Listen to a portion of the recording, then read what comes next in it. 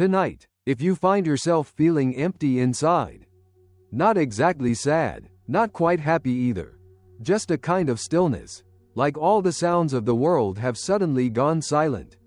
You stare at the ceiling, listening to the clock tick away, and ask yourself, what am I missing? But maybe, you are not missing anything at all. Maybe you are simply standing in a pause that life accidentally left behind. That pause is not emptiness. It is a small doorway leading you back to yourself. Tonight, let me share with you a few Zen stories, not to teach, not to advise, but simply to gently touch your heart. And if you stay with me until the end, maybe you will no longer need to search far and wide for peace. Because that peace has always been resting quietly within every breath you take. Close your eyes, take a deep breath, and tonight, let these Zen stories guide you through the empty spaces, so you can rediscover the fullness within. Perhaps all of us have gone through a phase where our hearts felt as empty as a cup that has been drained of water. Everything around us keeps moving, voices, traffic, lights still shining, but inside, there is no longer a sense of connection. We work, we talk, we laugh, but deep down, there is a silent corner untouched by anyone. Many people fear that emptiness. They try to fill it with music, social media, or small talk. But the more we try to fill it, the deeper it seems to grow, like a bottomless well. In Zen meditation, that emptiness is not called emptiness. They call it the pause, the place where the mind stops running, and the heart begins to listen. In that pause, there is no noise, no questions that need answers, only your breath and your heartbeat. It is there that we realize peace has never left us. We have simply forgotten how to return to it. And that is why Zen stories were born, not to preach, not to advise, but to remind us of the way back to ourselves. Each Zen story is a little mirror, reflecting the soul of the listener. Some will make you smile. Some will leave you silent for a long time. They do not rush. They do not explain. They simply plant a tiny seed of awareness inside you. And through each breath, each quiet night, that seed begins to grow, becoming a gentle branch of serenity in a stormy mind. When you listen, you do not need to understand everything. Just let the story touch you. Let your breath flow with the sound. Let your mind rest like a leaf that has just landed on still water. In this video, I will tell you 3 small stories. Each one is like a breeze, some cool and soothing, others slightly piercing, but all of them led to the same place. The stillness within you. A Zen master once said, "When the water is clear, the moon reflects naturally. If your mind becomes still long enough, peace will reveal itself. There is no need to go looking for it." So let this voice calm your mind. Let each word fall like a raindrop on the roof, no rush, no holding on, just listen and let go. Zen Story 1. The Lamp Keeper and the Shadow. On the slope of a mountain there was a winding stone path. At each bend another veil of night would unfold. As the evening fell, the sky changed color slowly, as though someone were brewing a cup of hot tea. Layer by layer the light faded until it vanished completely. At the top of that road stood a little wooden hut, its walls weathered, its window looking out over a chasm and the sky. The lamp keeper lived there alone for as long as anyone could remember. No one in the village could say exactly when he came. Some spoke that he was a man who rose from the sea up the mountain to escape cold winds. Others said he had once been a storyteller in a traveling troupe, after a serious illness. His voice had grown hoarse, and then he chose silence with the night forest. All rumors dissolved into mist. What remained was the familiar image each evening, when darkness had just set foot in the valley. He would step out with an oil lamp and a box of matches, walking along the stone path to light each lamp. The first lamp stood right in front of the hut's doorstep.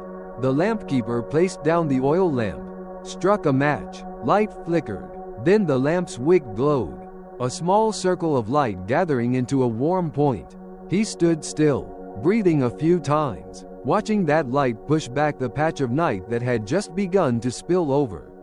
Like a black blanket. Then he took his matchbox and slowly walked to the second lamp, the third, lamp by lamp forming a soft string of light. When he reached the middle of the slope, the mountain wind blew up, carrying the scent of pine needles and the rustling voice of insects like distant rain. He paused and looked down into the valley. Far below were rooftops submerged in deep green, a few windows with golden glows, a few stray dogs barking then quieting, as if they too were listening to the breath of the night. That night was cold. Clouds were thick and low, pressing close to treetops. When he arrived at the lamp closest to the temple gate, he opened the oil reservoir to light it.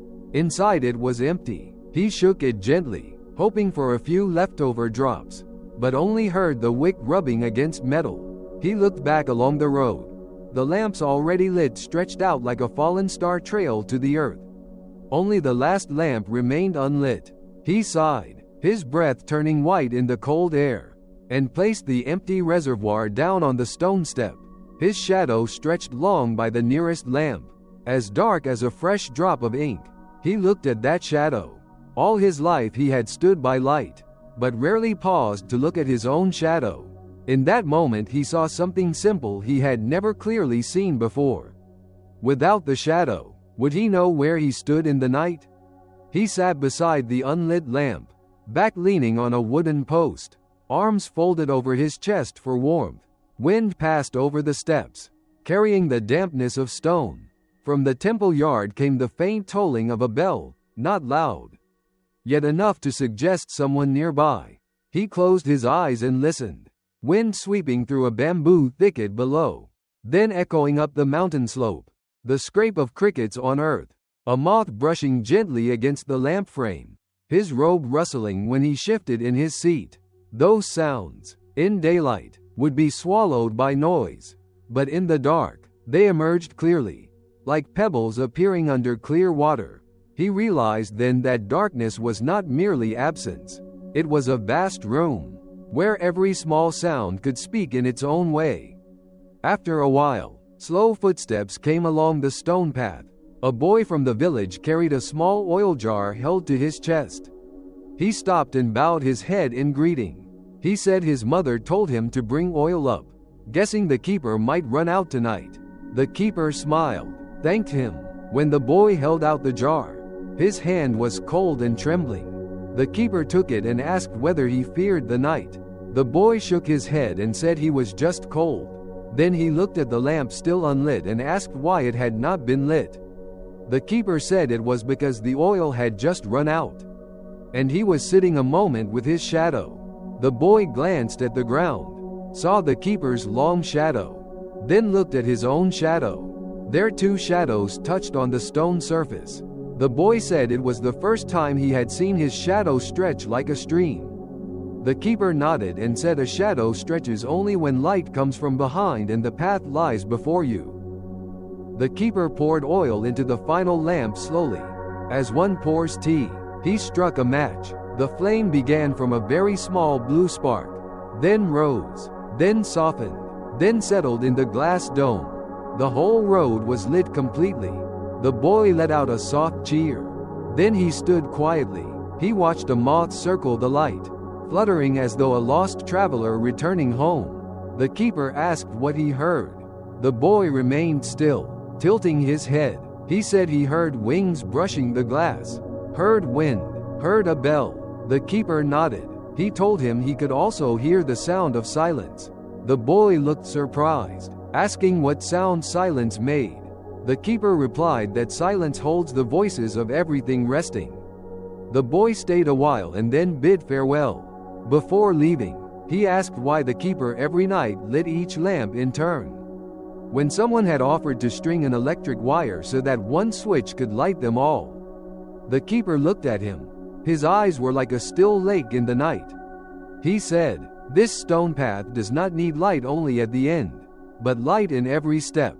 Each lamp is not just to illuminate the road, but so that one walking has a moment to breathe. If all lit at once, people would hurry along for their tasks. and forget how they passed through the night. The boy nodded, then hugging the now empty jar ran down the slope, his little sandals tapping on stone in a joyful rhythm. The keeper straightened his robe, stood up, but instead of returning to the hut, he walked back along the path, slow and steady, as though counting every heartbeat. The lamps cast a layer of gold upon the stone. Whenever he passed a post, he lightly touched it, as if greeting. The wooden posts could not speak back, but he felt in his heart someone was listening. At mid-slope he stopped and sat on a wide rock. Across the valley, dark clouds had thinned. A faint streak of light trailed from the horizon. He remembered the early days of this work. Then he was younger, walked fast, the flame in his hand always too strong. He wanted every lamp blazing. He wanted to banish all darkness. He wanted the path to be like daytime. Then one rainy night he slipped. The lamp fell. The flame went out. He shivered in a spot for a long time. In that moment, he heard water flowing in little streams over the rock surfaces. His heart softened. He understood that there are things one does not need to chase away, only to listen. From that night on, he lit his lamps in a different rhythm. There are nights when no one passes by. The road is lit only so that it can see itself. He still walks the whole path, leaving no lamp unlit. He believes that even when no one is there, light does its work. It warms the moss, holds peace for the stone steps, gives the night wind a place to rest. Just as darkness does its work, it offers refuge for all things, allows the eyes to close, gives the heart time to slow after a day full of memories. He begins to learn to love both. When he arrives back at the hut, he often sits on the doorstep, turns off the small lamp in his hand, and lets darkness flood in. In that moment, he sees things that daylight cannot see. A small crack in the wood floor, a pine needle caught on the window frame, a moth lying still after a day of flight, all there, asking nothing. One early morning, when the mist was still thick like a thin veil covering rows of pine trees, there was a knock at the wooden hut's door. A middle-aged woman, her face drawn from many sleepless nights, asked the keeper's permission to walk the stone path at night, hoping to find sleep again. Villagers had warned her not to go alone, but she said she had not slept for many nights. Her mind was full of the clamor of old memories and worries not yet born. She had heard of the path with its glowing lamps and soft wind, and she wanted to try. He invited her in, poured a cup of warm water, and asked whether she was familiar with darkness. She said she was afraid. He replied that fear is natural. Then he led her to the steps. He told her to stand there, close her eyes, listen. She did. At first she only heard her own heart beating fast. Then she heard wind slipping through the pine grove. Then she heard droplets of dew falling from a leaf. Then she heard very soft bells from the temple yard. Then she heard her breathing slow. When she opened her eyes, she saw the path calm and bright as a warm stream. He walked ahead. She followed, at a distance just enough that each had space to breathe. They walked from the first lamp to the second.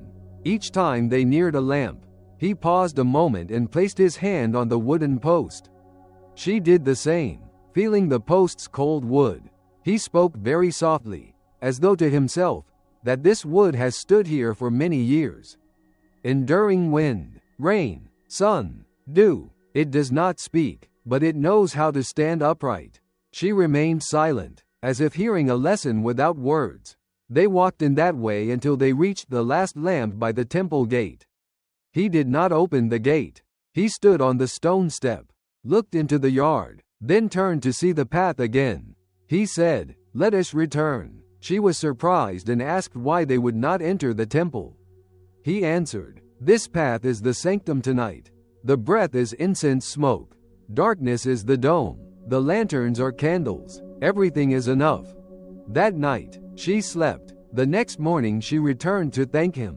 She told him that when she lay down, she placed her hand on her chest and found there was no longer the invisible deep pit she had felt before. She was still tired, but tired as after a long journey, not tired from battling with herself. He only smiled and told her she could walk the path any time she wished. But if ever there was a night of heavy rain or strong wind, she should stay home and listen to the rain, because rain is also a path. She nodded and left, her steps lighter. Word of the illuminated stone path spread through the region. Some young people climbed the mountain at night to sit on a wide rock halfway up, in silence for a while. Some elders brought grandchildren to see the lights.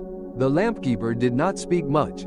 He just greeted and let people find their own rhythm. He kept his old habit of lighting each lamp one by one, unhurried. Sometimes a gust of wind would shake a flame. He would shield it with his palm, not forcing it to stand rigid, but just enough to steady it. He knew a flame also breathes. A bit of covering was sufficient. Another night, under a clear sky full of stars, he sat at the doorstep, gazing upward. He suddenly remembered, in his youth, an old teacher who taught him how to sit still in darkness without fear. The teacher said that when the eyes can no longer see, the ears hear more clearly, the nose smells more distinctly, the skin perceives more sharply, and the heart slows its running. The teacher also taught that to know where you stand in the night, look at your shadow. The shadow will tell you where the light comes from, and which direction the path leads. At that time the keeper did not understand.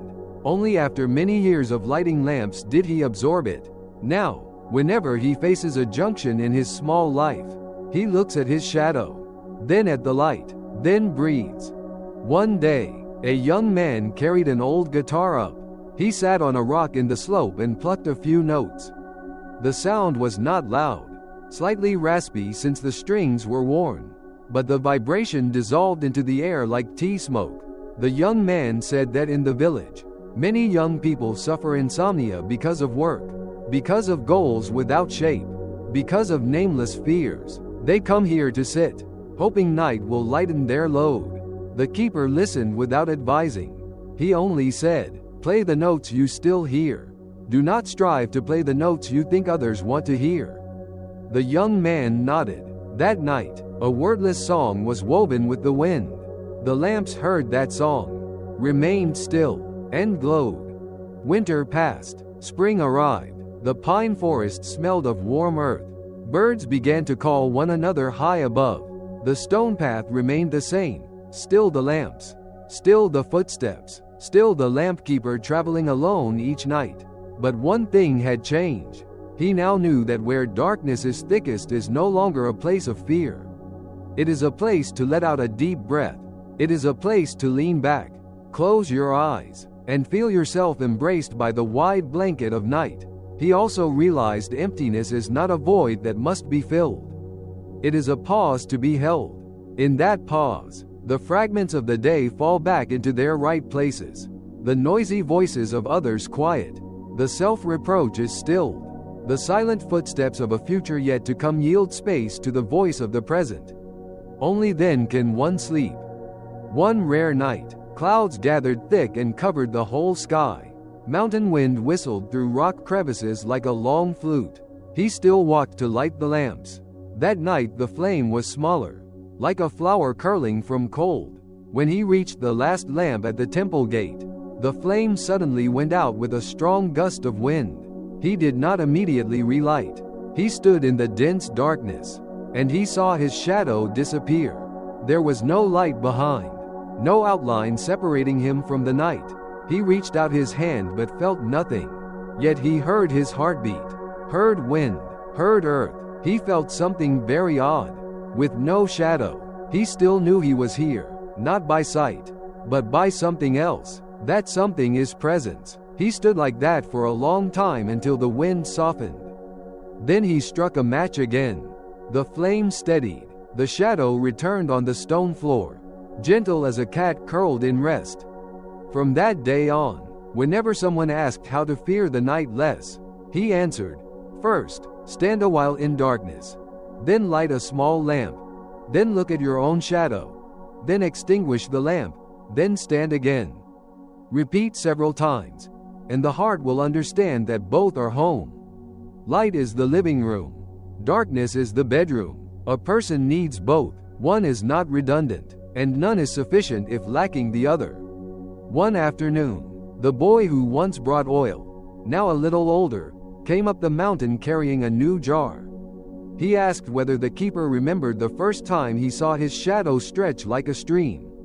The keeper nodded. The boy said that now, whenever he fears standing before a full class, he imagines himself standing next to the lamp near the temple gate, watching his shadow stretch down the stone steps, then breathing. After a few breaths, he can speak. The keeper heard this and smiled, as though recognizing an old song that still feels fresh. The lampkeeper's story continues every night. The villagers became accustomed to his slow steps, his arms cradling the flame like holding a small bird.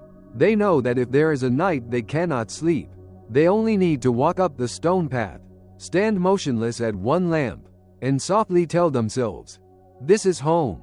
Then they return, lay down, close their eyes, hear darkness pull its blanket up to their shoulders, hear the light within themselves still warm like embers, enough to soothe a night's sleep. Zen Story 2. The Clockmaker and the Sound of Time.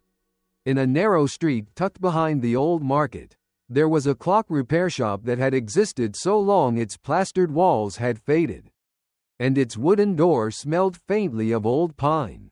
On the signboard outside, only two simple words were written: Time Shop. Inside were hundreds of clocks of every kind. Wall clocks with round faces, square table clocks, tall grandfather clocks reaching above one's head, pocket watches resting quietly in drawers lined with green velvet. Each had its own voice. Some ticked softly like rain on a tile roof. Some chimed evenly like footsteps crossing a bridge. Some echoed lightly like a spoon touching a ceramic cup. Together they wove a very gentle symphony. And listening long enough, one's heart slowed like a river ceasing its turbulence. The clockmaker lived alone in that shop. His hands were thin but supple, and his fingertips seemed to know how to converse with gears and springs.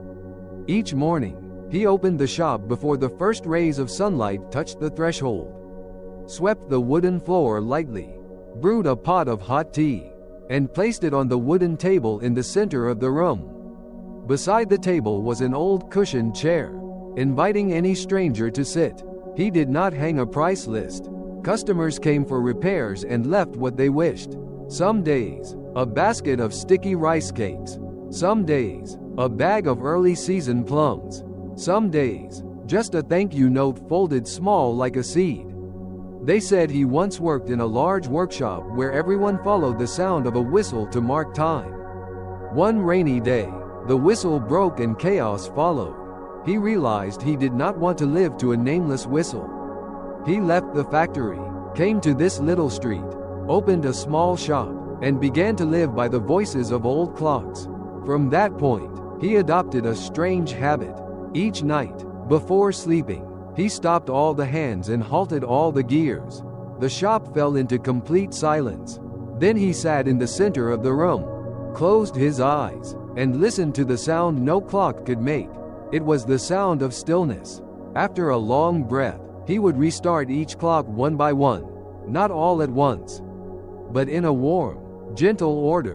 When the last clock chimed its first tick, he would smile as though concluding a silent concert. One afternoon, drizzling rain fell. A young woman entered the shop. She cradled in her arms a grandfather clock, an heirloom from her grandfather. It was beautiful but had stopped many months ago. She said that since her grandfather's passing, each night felt filled with long silences, like a road with no footsteps. She brought the clock hoping to hear its deep, warm pendulum swing again, for that sound was the only one she trusted to affirm that order still existed. The clockmaker invited her to sit, poured tea, then opened the back of the clock. He bent over it as though listening to the story of an old friend. Rows of tiny gears glinted under the yellow light. He touched each lightly, tested spring tension, adjusted one jewel, wiped off a fine film of dust that time had left behind. After a moment, he placed the clock on the table and gave the pendulum a gentle swing. The pendulum's sound rang full and soft, steady as footsteps walking beneath tall trees. Tears welled in her eyes. She said that sound was like someone still being here even though gone. The clockmaker said nothing. He only asked her to wait to bring the clock home. He wanted to let it run overnight in the shop to see if its pendulum would remain steady under different conditions. She agreed. Before leaving, she asked why sometimes beloved sounds become burdensome at night. The clockmaker looked at her with kind eyes. He said, when our heart has no place to put a sorrow, every sound becomes noise. We need to find a place for sorrow to rest, like putting a clock on a table, and then sitting beside it for a moment. When sorrow has a place, sound will find its way home. That night, the clockmaker decided to stay longer with the grandfather clock than usual. He turned off the overhead lamps, leaving only a small light near the table, just enough to see the dials. Rain pelted the tin roof outside, falling into silver threads. The pendulum swung back and forth, forming a thin barrier between him and the world. He closed his eyes. Memories drifted back like watery shadows. He recalled how his father once taught him to disassemble a pocket watch and reassemble it without losing a single screw. He recalled his mother, in the dusk, standing at the doorway listening to the kitchen wall clock while measuring rice for the pot. He remembered a woman he once loved, now gone. All those memories moved within him like minute hands progressing slowly, not hurried, not eager to arrive too soon. Somewhere around midnight, when the rain ceased and the wind shifted, the pendulum suddenly skipped a beat. The clockmaker opened his eyes, tilted his head, and placed an ear close. He did not rush to intervene. He allowed the clock to breathe. After a few wavering beats, the rhythm returned. Then he touched the pendulum's rod with his fingertip, like touching the shoulder of a startled friend. He silently told himself that every beat has the right to err. What matters is not to chastise the slipped beat, but to wait until it finds its place again. When he withdrew his finger, the pendulum resumed its steady swing, sounding like it was sewing together torn threads of time. He sat up, drank a sip of now lukewarm tea, and felt a gentle calm like early morning wind. The next morning the young woman returned. He handed her the clock and instructed her to reinstall it in its original place at home, not too high, not too low, but at eye level for an older person, ear level for a child. And each night, before going to sleep, stand beside it for 1 minute. She asked why stand. He said, to hear the pendulum swing without thinking of hours. Hear it as though hearing someone breathing. A week later she came back to thank him and said that since rehanging the clock, she slept more deeply. She no longer tried to chase away sorrow. She simply stood and let sorrow become a gentle guest in her home. The clockmaker smiled, poured more tea, and invited her to share more. She spoke of dreams that had grown less fragmented. She described the minute hand climbing one notch, steady, clear, firm, like a hand gently stroking the top of one's head. Word of the shop spread. People brought broken clocks not only because hands had stopped or mainsprings had snapped, but also because their hearts held a silent place with no shelter. One schoolboy brought an alarm clock whose bell rang too harshly. He said he hated the sound because it dragged him back to anxious mornings. The clockmaker removed the harsh bell and replaced it with a soft chime, like a glass lightly touching a droplet of water. He returned it to the boy and instructed him not to place it near his pillow, but 1 arm's length away, so that when he turned it off he had to sit up and take a step. The boy did so, and after several weeks his expression relaxed. He said that every morning, that step was him defeating a small fear.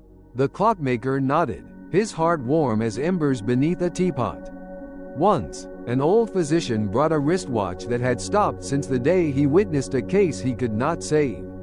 He kept it in a drawer, afraid even to look at it, for fear that the sound of time walking would remind him of limits.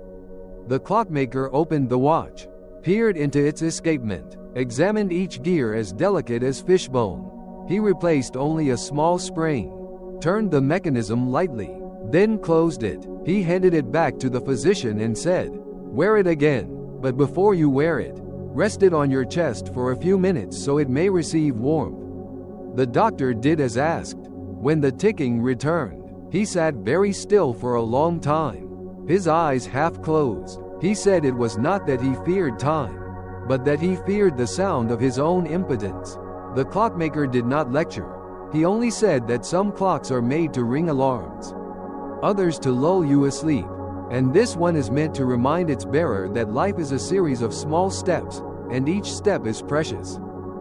In midday light, when the shop was quiet, the clockmaker would walk among the rows of clocks, placing his ear near each for a beat or two, then moving to the next. Some ran slightly fast, some slightly slow. He never tried to force them all to match. He let each one live its own age. The clock of an elderly couple ran slower by exactly one beat. The baker's clock ran a little faster, as if that person walked briskly in the morning. He looked at their faces and thought that this city beats many rhythms, and if one is willing to pause beside one of them for a moment, one will hear one's own voice. Late in the afternoon, when shadows had stretched over the tile floor, a boy came into the shop with a wooden clock he had made himself. The hands were slightly askew, the numbers painted in violet ink. The pendulum was a small stone tied with string. He said he wanted help making it run correctly. The clockmaker took it, observed with eyes and heart. He said, "This clock does not need to run like the others. It needs to run true to the heart of the one who made it." He taught the boy how to hang it evenly, how to adjust the string's length, how to listen to the swing so it matches his own breath. The boy listened, his eyes shining like two full dewdrops. When the clock began to swing steadily, the boy smiled soundlessly. The room felt a little brighter. When the monsoon winds arrived, humidity made the gears heavier and the ticking sound more dense. The clockmaker opened wide windows to let breeze flow in. The clock's voices mingled with laundry flapping in alleys, with neighbors' broom sweeps, with vendors chopping fruit in market stalls. He realized that every sound has a home and someone keeping its beat. His shop became like a crossroads where rhythms stopped by to greet one another. On nights when rain paused just long enough, he would turn all the clocks off once so the street might hear silence. When he switched them back on, he did so like a conductor introducing instruments one by one. First a wall clock deep in a corner, then a tall pendulum clock, then a table clock, finally the pocket watches nestled in drawers. When all ran together, time's sound felt woven into a soft cloth. Then came a night so still, so quiet, that the city's sleep stirred like a child's breathing. The clockmaker sat alone, holding a pocket watch with no hands. A man had brought it, asking him not to fit hands, because he feared the hour hand would wound a memory. He cleaned the dial, replaced the glass, polished the case, and placed it on the table like a smooth pebble. He thought about a watch without hands. It does not guide someone to a marker. It only holds a sustained present. He suddenly understood that for some, healing is not to resume movement, but to rest long enough for the heart to rediscover its own rhythm. He turned off the lights, letting darkness envelop the shop. The other clocks still ticked, but his focus was on the one without hands. It emitted no sound, yet it made the rest of the clocks seem less hurried. The next morning, a young man came in, his face weary. He said he could no longer hear clocks. Everything for him felt muffled, like running in a padded room. He wanted to repair his ears. The clockmaker smiled gently and said his ears are not broken, only his heart is too loud.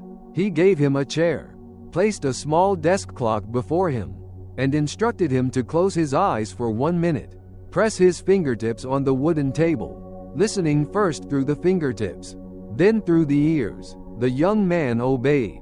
At first he heard nothing. Then he felt the table vibrate very faintly in time. Then he heard ticking. He opened his eyes in surprise. The clockmaker said sometimes to hear again, one must touch first, then listen, because some sounds do not go directly into the ear, but pass through skin, bone, and patient fingertips. The young man nodded and thanked him quietly. Thus the shop lived along with passers-by, with changing weather, with stories placed down and lifted back up. The clockmaker aged, his eyes grew dim, but his hearing deepened. Each tick for him was not merely the motion of a hand, but a small promise of presence. He understood that people fear time not because it flows, but because they fear losing themselves while it flows. So he taught everyone a simple ritual. Before sleeping, stand beside a clock in motion. Listen through 3 long breaths. Do not count. Do not calculate. Do not think of tomorrow. Just stand and listen. Do this long enough, and in your sleep there will be a small bridge of sound guiding you through soft darkness without losing your way. One day the girl with her grandfather's clock returned, bringing a different request. She wanted to gift something to a friend walking through empty days, but did not wish to give noise. The clockmaker gave her a small wooden clock he had tuned for quiet running. He told her not to gift it immediately, but first inscribe a little note and place it inside the box. On the note, whenever you feel empty, do not wind too tightly. Just wind enough so the hands have reason to move. Then place the clock on a cloth. Sit down, lay your hand on your chest, and listen to 2 rhythms in parallel, the clock's and your heart's. If they differ, do not force them. Just sit. One day they will meet on their own. She nodded, her eyes shining a little. Late afternoon, as the shop prepared to close, the clockmaker would perform a small ritual no one saw. He would choose a random clock, open its back, peer deeply into its mechanism, and whisper a very quiet phrase, as to a child. Thank you for running with us another day. Then he would close it, turn on a low-hanging lamp, and sit still. Some days he would remember his old teacher long gone. Some days he would remember a summer morning's bird calls echoing through a window. Some days he would remember nothing at all, simply listening. In that silence he felt something soft. Time is not a rope pulling one forward. It is a stream. When you settle gently into it, the current lifts you along. One night, cold wind rushed in early. He drew his robe closed, prepared to turn off the clocks as usual to hear silence. But before touching the first one, he paused. He decided to do something unusual. He would not switch off another clock. He sat in the middle of the room while they all ran. He wanted to try hearing silence in the midst of countless sounds. He closed his eyes, inhaled, exhaled. At first he heard a wall of overlapping ticks. Then gradually they separated, like raindrops sliding apart on a window pane. In that moment, he heard a shaped silence. Not because sounds vanished, but because between the sounds there was space. That space was like a porch where one could stand sheltered and still hear rain falling. He opened his eyes and smiled gently. He understood another truth. Peace is not absence of sound. Peace is making room for all sounds to stand beside one another without crowding. As dawn broke, the first light slipped through the curtain and touched the glass faces of the clocks. The shop looked like a garden covered in dewdrops. The old watchmaker brought out his broom to sweep the front, then sprinkled some water on the tiled floor to cool it down. He looked up at the wooden sign that read, "Time Shop," and placed his hand on it as if greeting an old friend. He knew that each day, someone would walk in carrying a troubled sound deep within, and leave with a sound that knew its way. He also knew that one day, he would leave this room for good. But that thought did not make him sad. He felt like a craftsman gently closing the door to a house that had finally grown warm enough. Before walking down to the riverside, sitting down, and listening to the water flow like an old piece of music. That weekend evening, the young woman returned, not with a watch in her hands, but with a bouquet of wild daisies. She placed the flowers on the table and said she only wanted to sit and listen to the sounds in the shop for a while. The watchmaker nodded. They did not talk. The clocks spoke to each other on their own. The ticking of pendulums sent a soft vibration through the air, and the sound of each minute hand stepping forward was like the footstep of someone climbing up a porch. The young woman leaned back in her chair, her eyes closed. The watchmaker closed his eyes too. After a while, She whispered that perhaps the sounds of the clocks would follow her into her sleep tonight like a flock of gentle birds. The watchmaker smiled. He quietly told her that those birds had been in her chest for a long time. It was only now that she could hear them. By then, the night had thickened like a blanket. The watchmaker stood up and turned off most of the lights, leaving just enough to softly glow. He handed her a small piece of paper. On it were 3 slowly written lines. Each day, if you can, listen to 1 clock through 3 breaths. Each week, if you can, turn off all sounds for 1 minute. Each month, if you can, give 1 gentle sound to someone who is weary. She took the paper, folded it, and slipped it into her pocket. As she stepped out the door, the wind chime gave a faint ring. The watchmaker watched her leave, one hand resting on the wooden table, feeling the faint tremble of countless rhythms moving around him.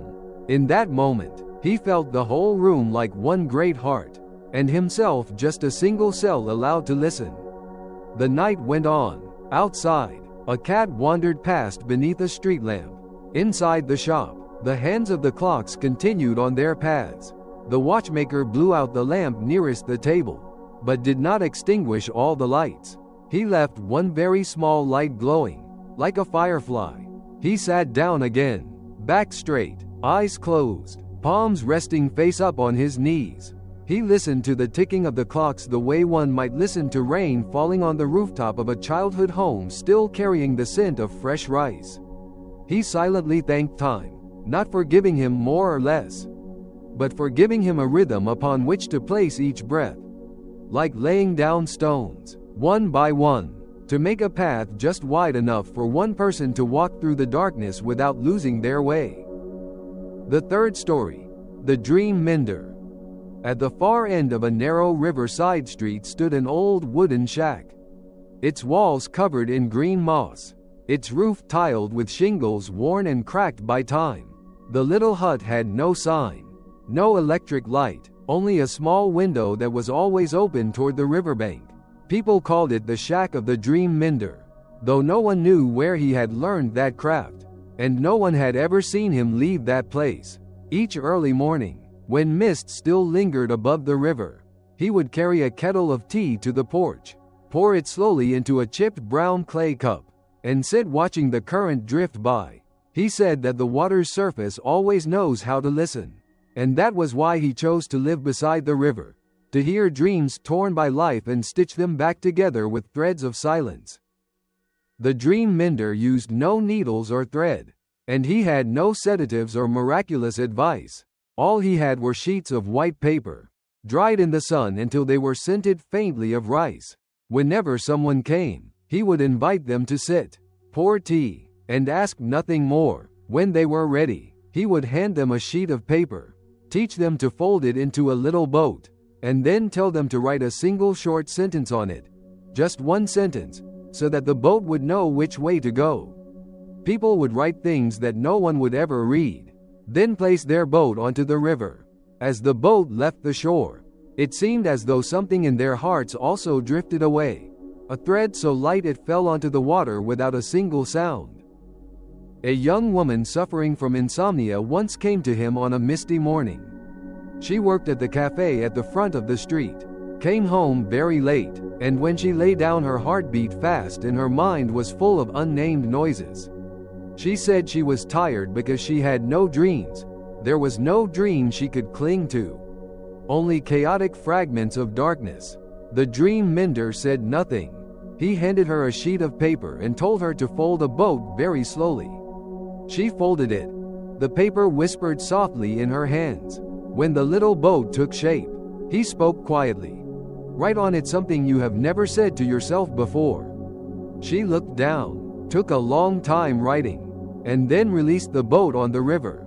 The boat moved slowly but did not sink. He told her, when she went home, that if by nightfall she still could not sleep, she should imagine that boat passing over gentle waves. Do not chase it. Only stand on the bank and watch. That night, she slept, the first restful sleep she had had in many months, deep and peaceful, so that in the morning she even remembered that in her dream she saw a window opening toward the river. where the small boat drifted by a lone candle glowing quietly in the night. The dream mender had a habit of folding boats whenever it rained. He said rainy days were when the river was easiest to hear. Because no one spoke loudly outside, he folded dozens of little boats, each of different shape, and placed them together in a large bamboo basket. He did not release them.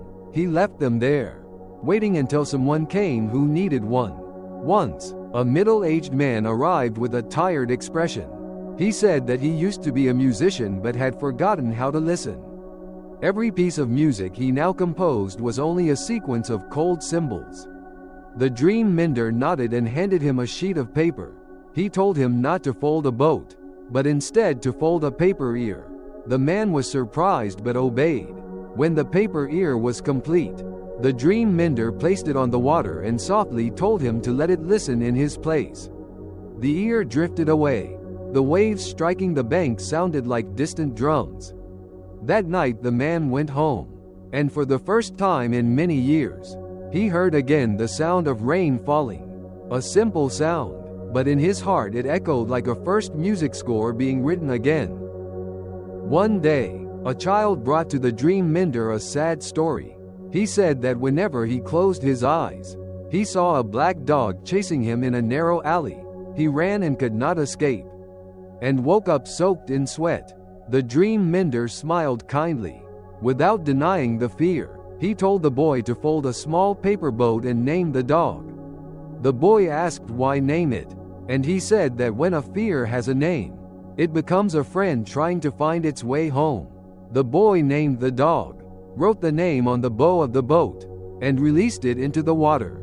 That night, in his dream, the dog no longer chased him. It lay by the riverbank, rested its head on the boy's feet, and breathed steadily like a friend asleep.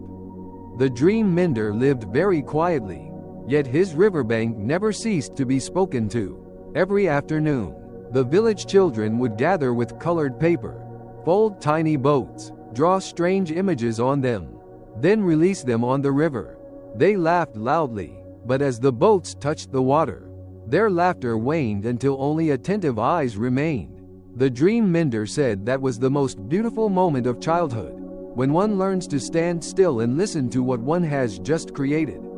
Some grown-ups also came, sat in silence, said nothing, only watched the water.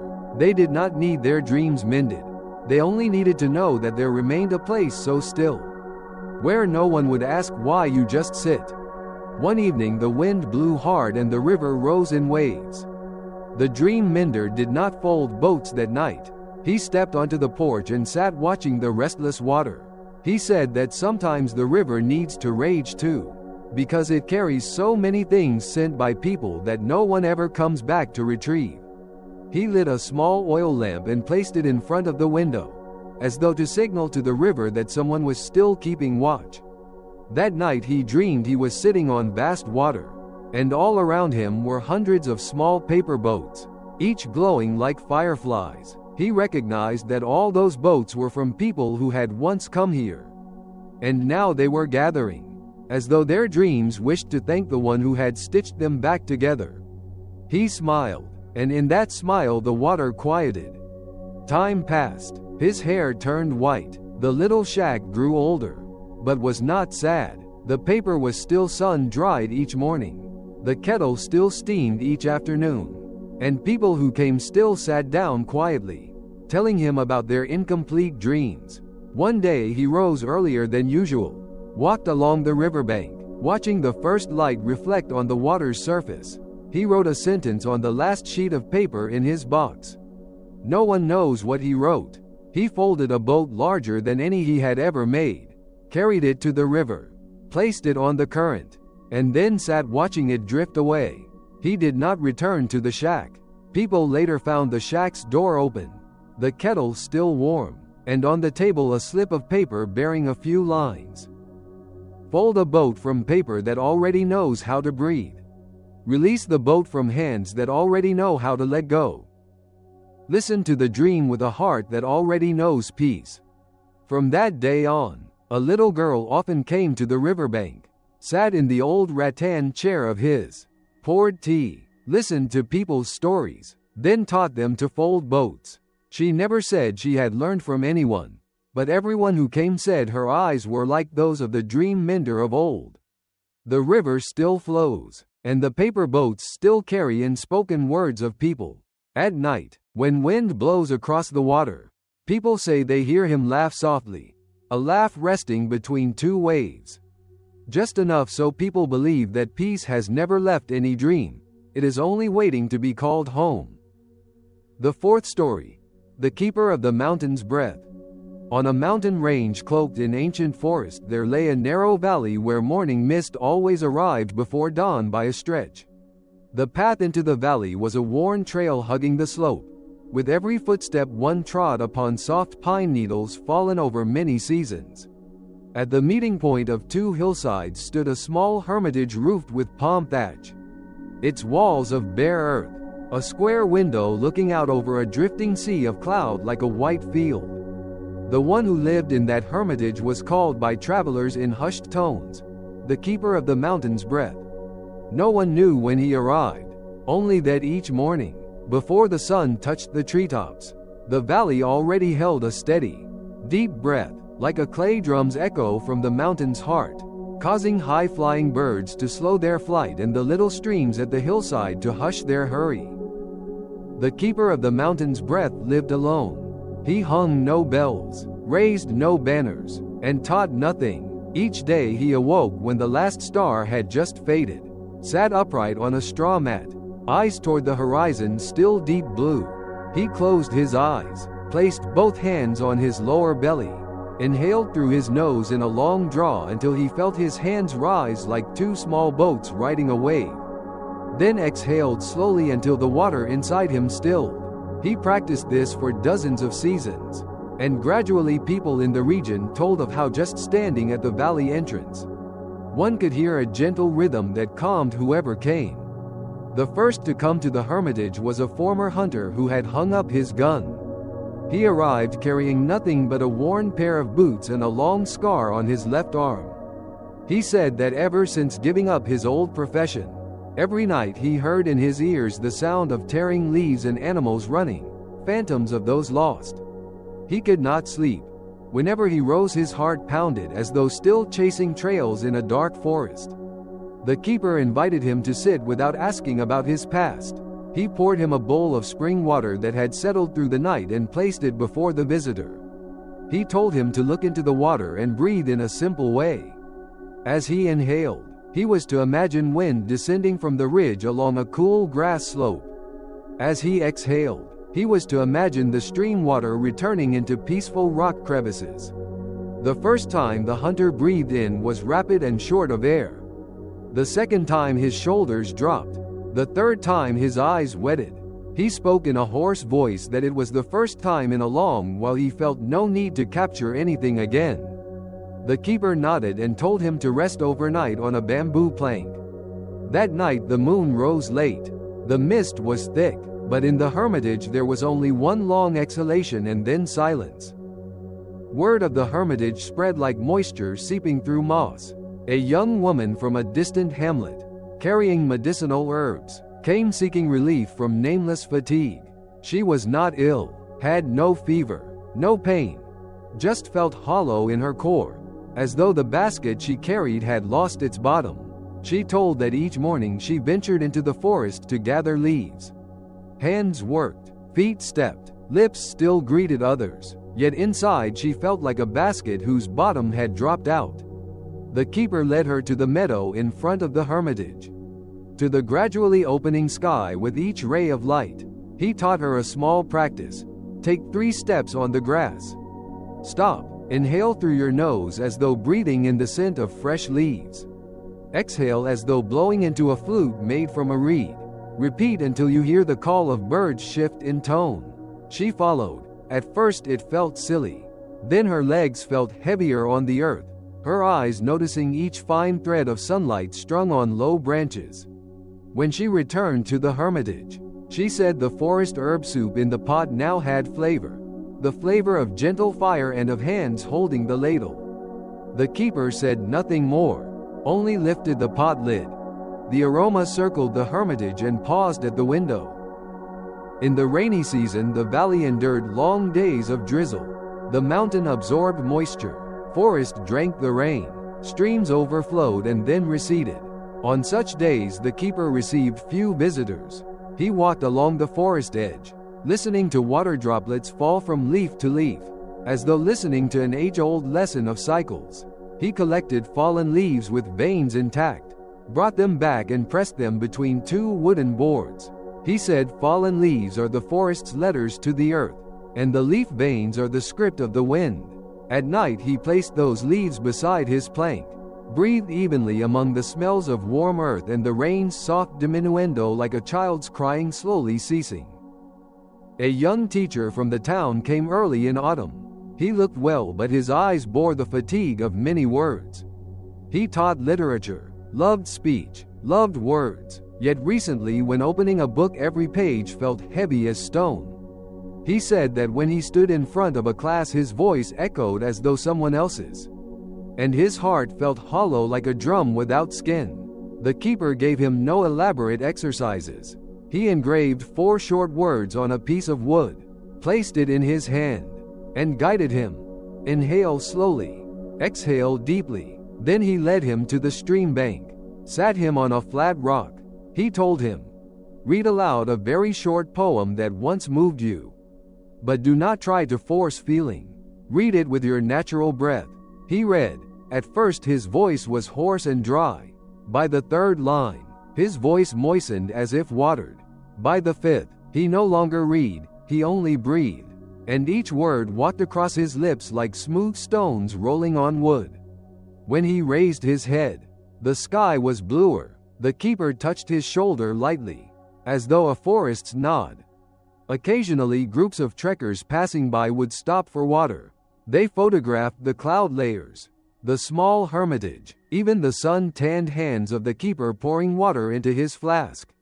They were noisy for 3 sentences, then suddenly became quiet, as though someone motioned on the wind's threshold. One in the group asked the keeper why everyone spoke more softly in this place.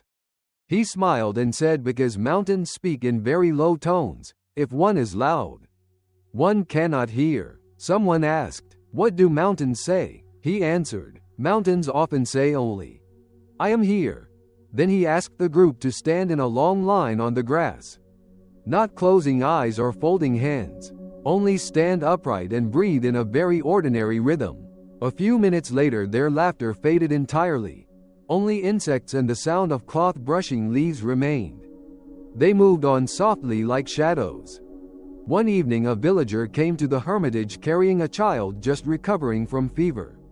The child slept but breathed rapidly, as if still running inside the fever. The keeper cradled the child, pressed his ear against its small chest, listening to the frantic heartbeat.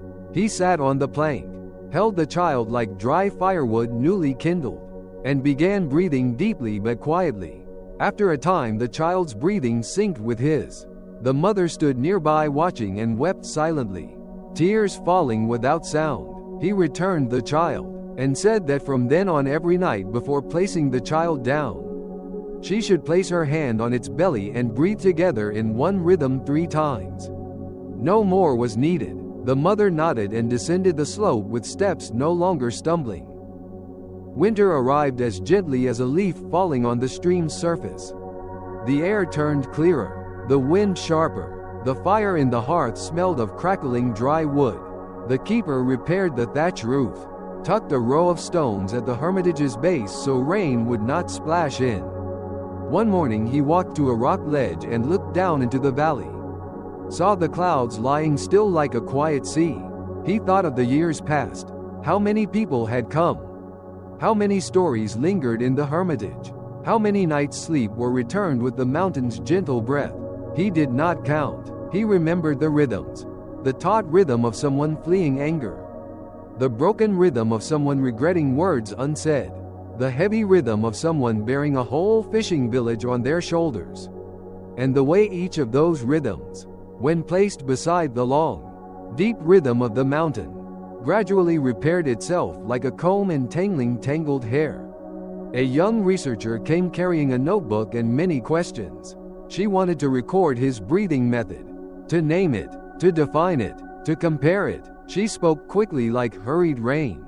The keeper of the mountain's breath invited her to sit, handed her a bowl of hot porridge made from brown rice and spring water. He told her to eat and then take a short nap, because climbing the steep path had already taken her breath. She laughed, saying she never napped at noon.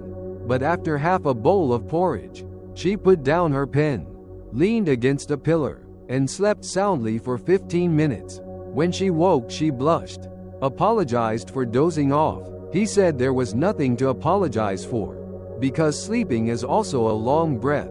She opened her notebook, then folded it back, and asked softly, ultimately, what was his method? He pointed to the open window, where wind was rising from the valley, and said that the method lies out there. She did not immediately understand, but wrote a single line in her notebook. To breathe is to learn the language of the place where one stands. One golden afternoon, a person brought him a bamboo flute as a gift. They said playing the flute had helped them calm their nerves, and they hoped he would keep it so on quiet nights he would have a companion. He accepted it, but did not play it right away. He leaned it against the wall. A few days later, when the young moon hung as a crescent above the pine tops, he lifted the flute to his lips, but instead of producing melody, he simply breathed through its body, listening to air passing through the holes. The sound was very soft, thin as a wisp of smoke. He smiled, set the flute down, and continued breathing through his own body. He understood that the human body is itself a long flute, and whenever one breathes rightly, the mountain's tone passes through us with no music needed. Then one day early summer wind brought a very distinct scent of pine pollen. The keeper rose earlier than usual, swept the yard, repositioned small stones around the hearth, hung the mat to dry on a pole. He wrote a few lines on a piece of bark, placed it neatly on the low table in the hermitage. Anyone reading would understand. If your chest feels tight, step onto the grass, look down at the clouds and take 3 slow breaths. If your mind feels heavy, sit beside the stream and breathe until you hear the water more clearly than your thoughts. If the night is long, place your hand on your belly and ask your heart to tell a story in rhythm. No loud words, each line as a stone paving the path. That afternoon a sudden downpour fell and passed quickly. The air was washed clean as if by leaves. The keeper sat before the hermitage door, watching a faint rainbow arch the distant hills. He closed his eyes, breathed a long breath longer than usual, his heart light like a boat that had just returned its passengers to the shore. He knew he had kept a rhythm here long enough.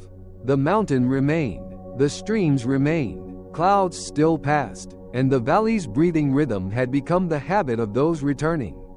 Night fell, stars rose late. In the hermitage one could hear a steady breath as in every night.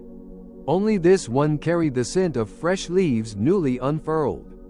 The next morning villagers climbed up to the hermitage bearing a bundle of forest bamboo shoots as a visit. They found the door open, the mat neatly folded, the hearth cold, the piece of bark placed tidily on the table. The keeper of the mountain's breath was not in the hermitage. A woman stood at the doorway listening, then smiled very softly and clasped her hands. She said he was still here, because the wind was breathing in his rhythm. They did not search further. They sat a while, each taking 3 breaths, then descended the slope, carrying in their chests a long rhythm. Since then, each morning the first person to pass along the trail pauses at the large rock that overlooks the valley, inhales as the mountain welcomes the clouds, and exhales as the stream returns to its crevice. That rhythm passes from one person to another, like an invisible thread flowing through chests without needing a knot. The valley still changes seasons. The forest still changes leaves. The clouds still come and go. Some children born and raised here become accustomed to placing a hand on their belly each night before sleep and counting 3 gentle breaths.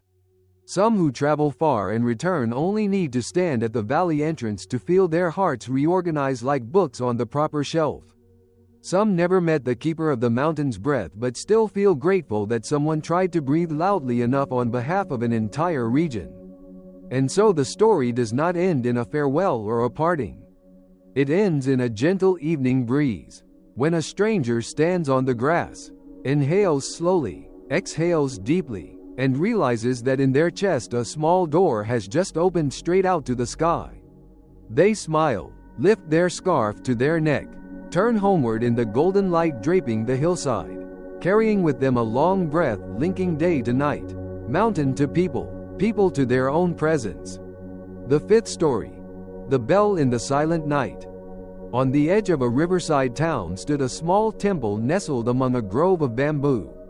The path into the temple crossed a wooden bridge over a clear canal, where small fish swam upstream in the cool afternoon. The temple was not tall. Its roof tiles were old and dark with moss. The courtyard paved with bricks worn by generations of footsteps. In a corner of the courtyard stood a wooden bell tower made of ironwood, its 4 pillars steady like 4 old friends silently watching time pass. The bell hung in the tower was not large. Its body bore small scratches like the wrinkles on a kind face.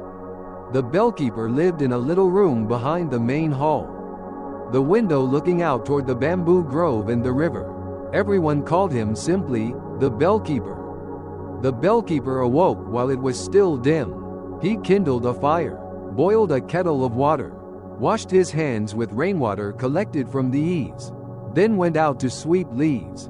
The bamboo broom against the brick floor sounded light, like someone gradually freeing a tanglement of threads. When the first light shyly touched the face of the bell, he climbed the tower, stood before the sleeping bell, palms together, eyes closed. He did not strike immediately. He let his breath rest for a moment, as though waiting for a bird to perch on a branch. Then he lifted the mallet and gently tapped the bell's body. The bell rang open, not hurriedly, its sound passing through the bamboo grove, crossing the river, touching rooftops still shuttered, slipping into dreams not yet gathered. Some say each morning they awaken because of the bell's sound more than an alarm clock. Because the bell does not pull one awake, its sound invites one to stand. One early autumn morning a young man stood beneath the bell tower waiting until the bellkeeper came down. He worked delivering parcels, speeding through the streets, ears constantly filled with horns and hurry. He said lately he felt his heart was like a small bird trapped between 2 windows, flapping its wings incessantly, not knowing which way to fly. At night he could not sleep deeply, and in the morning he felt drained. The bellkeeper invited him into his room for a cup of tea. He told him to sit quietly for a while, count 3 breaths, then go with him up to the tower. When they stood before the bellkeeper handed him the mallet. He instructed, before striking, listen for the silence living in the courtyard. When you feel that silence has grown enough, then touch the bell. He followed. The first strike was dry, the second more rounded, and the third sounded warm, as if fire lay hidden in the bronze. When descending the tower, he said it felt as though a window in his chest had just opened. The bellkeeper did not strike only in the early morning. He struck at dusk, very softly before nightfall, as though announcing to birds and people that it was time to pack away noise. He never used force. He struck by breath. He said a bell does not like being commanded. It prefers to be invited, with presence. Thus, when a visitor asked to try, he often invited them to walk first around the garden, touch the bamboo stalks, feel the warm bricks, breathe the scent of earth, then ascend the tower. Then their strike often came softer, and the resonance traveled farther. One midday under the sun a young teacher came seeking the bellkeeper. She said her classroom was noisy, her students impulsive, and her heart tired. Her words stumbled over her as though tripping over a rock. She wished for a way to stand firm without being rigid. The bellkeeper led her to the tower, but did not hand her the mallet immediately. He asked her to place her hand on the bell body and close her eyes. He told her to listen with her palm to what the bell was saying. She stood thus for a time. Sweat trickled down her forehead, but her palm gradually cooled. When she opened her eyes, she smiled shyly and said she heard a river flowing inside the metal. The bellkeeper nodded and handed her the mallet. He instructed her to strike once, then descend the steps immediately, walk around the courtyard, and listen to the bell through each footstep. She did so. When she returned, her face was softened as though she had bathed in a stream. She said that perhaps tomorrow in class, before starting, she would invite her students to stand quietly for a minute, to hear the silence in the room, then begin teaching. The bellkeeper replied that would be a bell needing no gong. When the north wind season came, the bell's sound grew clearer. The bamboo grove thinned its leaves. The sky widened, and the bell's echo climbed and fell like soft snow. The bellkeeper often stood at the tower steps looking toward the river, where an old fishing boat rested on the sandbank. He recalled his youth, when he often followed boats out on the river to hear water converse with oars. On some nights, after casting nets, the whole boat would fall silent. Only the sound of water lapping the hull remained. That sound resembled a bell in that it needed no words, yet was full of speech. From then on he loved sound not for volume but for honesty. His bell struck like that, no ornament, no performance, only to remind that here is a place of support. One day an old farmer brought with him a little bell from his home to ask the bellkeeper to look at it, for its tone had grown dull. That bell hung on his home's eaves. With each passing wind it spoke to the courtyard. The bellkeeper held it as though hearing a child whisper. He cleaned its body with water boiled with pomelo leaves, replaced its hanging cord with a new rattan rope, and invited the farmer to hang it beneath a bamboo. He struck it lightly. The bell leapt with a pure tone like a drop of golden water just fallen from a leaf. The farmer stood amazed, saying he thought the bell was too old to ring. The bellkeeper laughed and said no thing grows old enough not to sing, only those forgotten by dust. One afternoon a group of travelers stopped by to enter the temple and light incense. They were from far away, spoke fast, laughed loudly, took many photos. The bellkeeper opened the gate and invited them in. Before they climbed the tower, he asked them to leave their shoes at the threshold and walk barefoot on the bricks. He said that way the feet would speak with the earth. They hesitated but obeyed. On the cool bricks some unconsciously slowed. He invited the whole group to stand in a circle under the tower. He struck the bell gently. That sound opened in space like a light door, and voices fell quiet like leaves returning to the ground. They departed the temple, leaving behind a courtyard as though just washed. One rainy night, wind lashed strongly, water hitting the roof like 1,000 hands beating rhythm. The bellkeeper sat by the window, watching the bell swing, his heart both anxious and calm. He understood that a bell too must learn to stand firm in the wind. He lit a small candle, placed it near the window, then sat breathing evenly. The rain outside raged a while, then tired. The flame wavered, then stood upright. He climbed the tower and placed his hand on the bell body. Now cold from the rain, he did not strike. He only placed his hand and spoke softly. Everyone has nights like this. Then he descended. The next morning the sky cleared. The bell he struck that day at dawn sounded clear and high, like a bird breaking free of heavy clouds. The bellkeeper seldom spoke of himself. All people knew was that he had traveled quite a bit before settling at this temple. He had heard many kinds of bells, bells from a high mountain monastery, down to small bells hung on someone's porch in a city street. He said every bell has a name, not a name engraved on its body, but a name given by the place where it lives. The Riverside Temple's bell carries the name, water. The Hilltop Temple's bell bears the name, wind. A bell in a distant home in the fields is named, rice. And this bell is named, silent night, because whenever night deepens, its sound passes through the village like a boat carrying sleep home to shore. A boy living near the temple often shadowed him in the evenings. The boy was thin, bright-eyed, spoke in whispers but smiled often. He said he wanted to learn to ring the bell. The keeper did not teach him at once. He told him first to learn to hear the voice of his own heart. By placing his hand on his chest each night 3 times, each time counting 10 breaths, before even imagining ringing. After 1 month, the boy grew more confident, his steps less stumbling. The keeper let him climb the tower, handed him the mallet, and gave a simple instruction: ring as if sending greeting to a distant friend. The boy's bell was not perfect, but its honesty was gentle. The keeper nodded as though greeting a new friend into the house. Sometimes he would not strike the bell because he felt that day needed a long silence.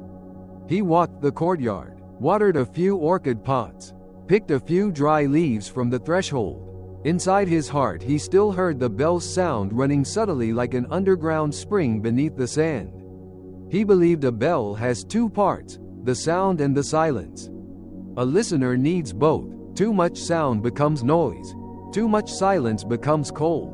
Warmth lies in letting sound and silence take turns holding hands like 2 friends visiting a home. One speaks a sentence, the other smiles back. One afternoon, a middle-aged woman came into the temple at dusk. She sat on the steps a long time, not lighting incense, not speaking, only staring at the bell. When the keeper approached, she told him her husband had just departed. The house had grown too wide, every sound echoing as though in an empty cave. She was afraid to return home. The keeper invited her to stand under the bell tower at the hour he would ring that night. He struck the bell 3 slow strokes, leaving long intervals between each stroke, long enough for a season of leaves to fall. She stood, neither crying nor speaking. When the 3rd tone dissolved, she bowed and left. A few weeks later, she returned and said she had placed a small bell on her dining table. Each evening she rings it once before she sits. Because of that, the house knows she has come back. Time silvered his hair slowly like ash over the hearth. He still climbed the tower daily, his steps steady but unhurried. On days when he felt ill, he struck very softly. On healthy days, more deeply. He never rang the same way twice, because every day poses a different question that needs a different answer. The townspeople say that since the keeper was here, they learned one small thing. Before speaking something important, inhale deeply and exhale a long breath, as though ringing an inner bell. Thus their words fracture less, disagreements spark less flame.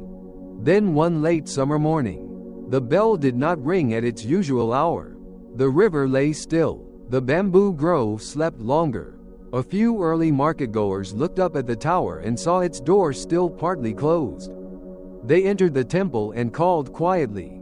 In the small room behind the main hall, they found the bellkeeper seated in a wooden chair by the window, his back gently resting, hands on his knees, eyes closed, face serene. On the table lay a folded piece of paper, and beside it the mallet placed neatly. The paper bore only a few simple lines. If tomorrow morning a tone is missing, I invite everyone to stand still a while to replace it. If this evening your heart feels heavy, I invite you to walk slowly round the courtyard before you speak. If night is long, remember that silence is also a bell's tone. The people of the village honored his instructions. That morning they did not call to one another loudly, did not urge children, did not hasten carts. They stood quietly a moment. The wind swept in the bamboo grove like a soft laugh. In the afternoon, someone climbed the tower and struck 3 strokes following the old rhythm. The bell's sound rang outward, returned, and rested on the roof tiles like fledglings learning to fly. From that day forward, the bell tower never slept. Every day someone climbs to strike, not to replace him, but to remind each other of the town's breath rhythm. The person ringing today hears the one from yesterday, tomorrow hears today. The bell's sound connects one person to another, house to house, busy day to silent night. The riverside town passed through sun and rain. Rice in the fields changed color. Small fish still swam upstream every evening. The little temple remained open to soft footsteps entering. The bamboo grove stayed green and kept telling stories. The bell tower stood still like a friend who keeps an appointment.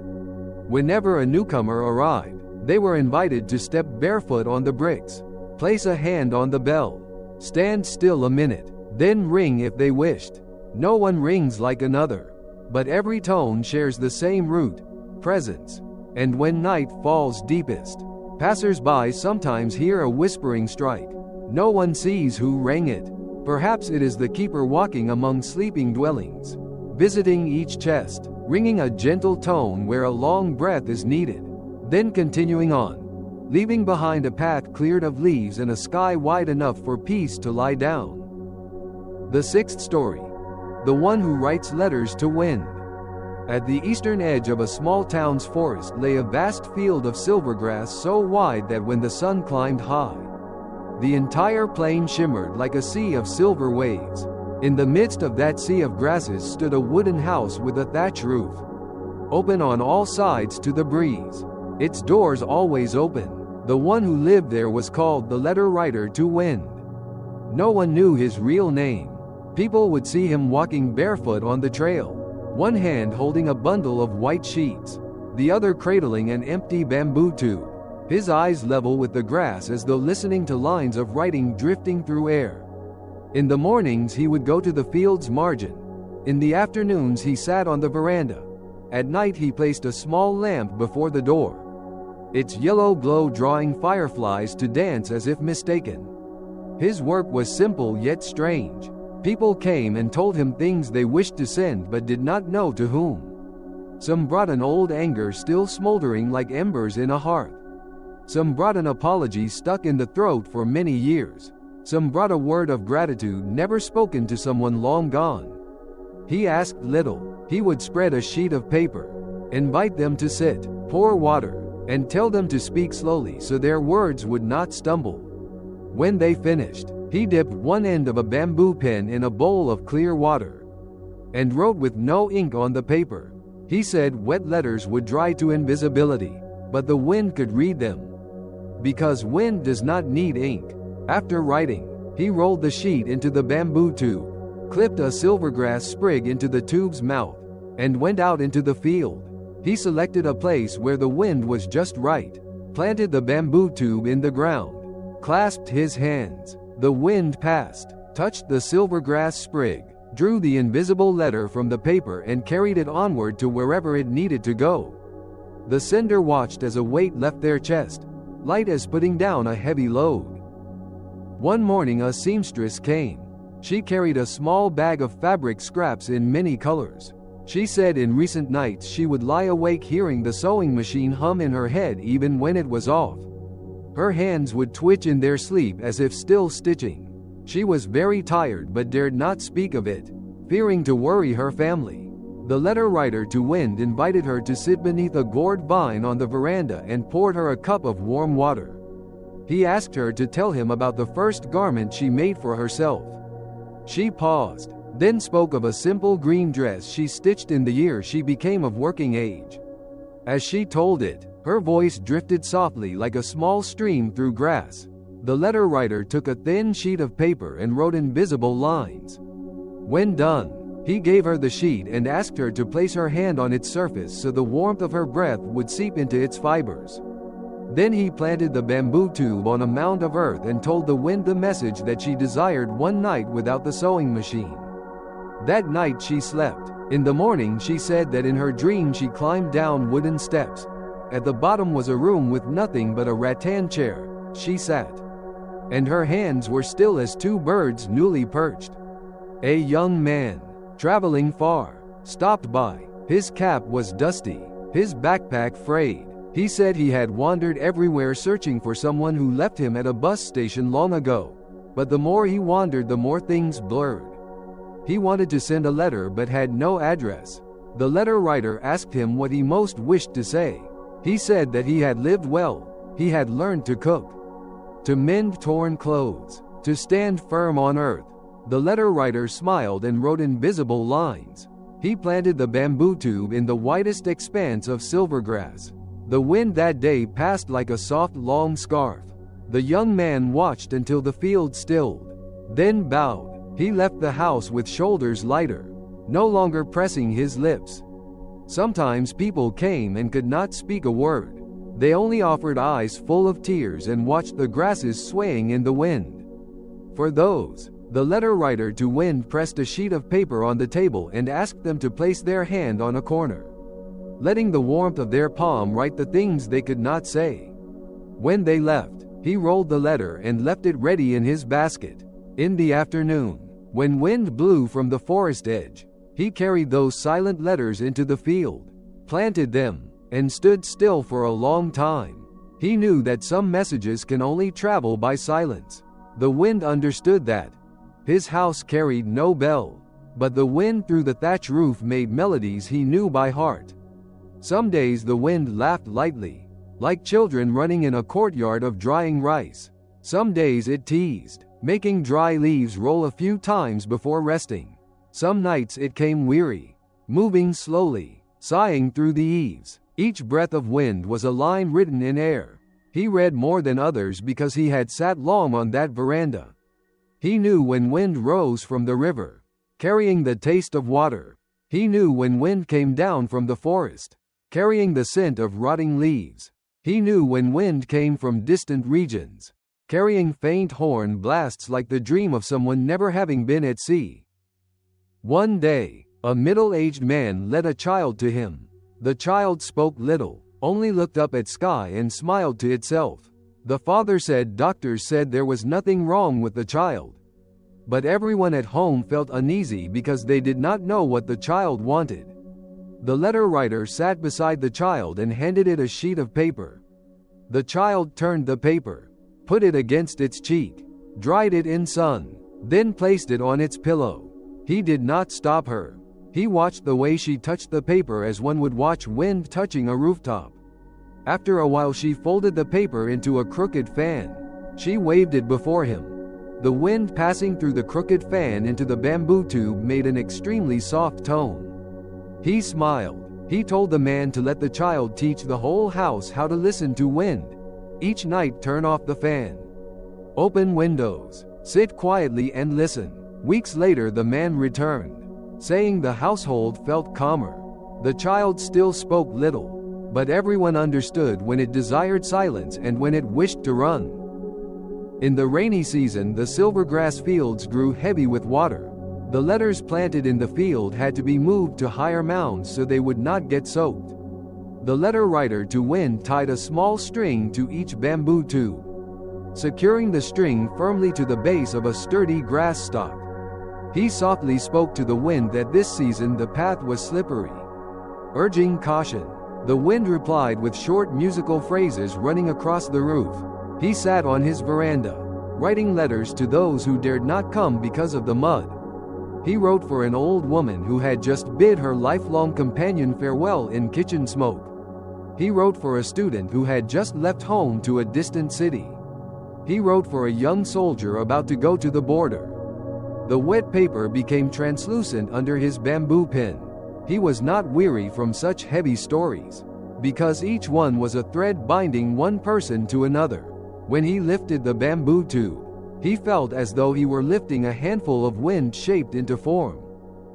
There were also days when the wind did not come. The sky was still, the grasses were still, water in the canal stood as though reflecting. On those days he would not plant any letters. He would dry his papers, shake off his carrying pole, repair the thatched roof, plant another mint bush at the veranda. He told visitors that not every day needed a message sent. Sometimes the best day is to stay still, letting what is inside settle before you truly know what you wish to say. Not everyone would understand immediately, but everyone felt less hurried. In the evening he would burn a bundle of dried leaves, the smoke rising straight as high writing in the sky. One late autumn afternoon a young singer visited. She told him lately her voice had grown thin.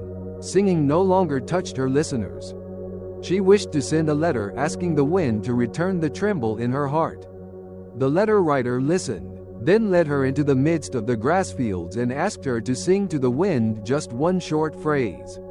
She sang, a voice as faint as a wisp of smoke. He told her to place her hand on her chest, inhale deeply through the nose, Exhale through the mouth like softly blowing out a small candle. She repeated 3 times. Then she sang again.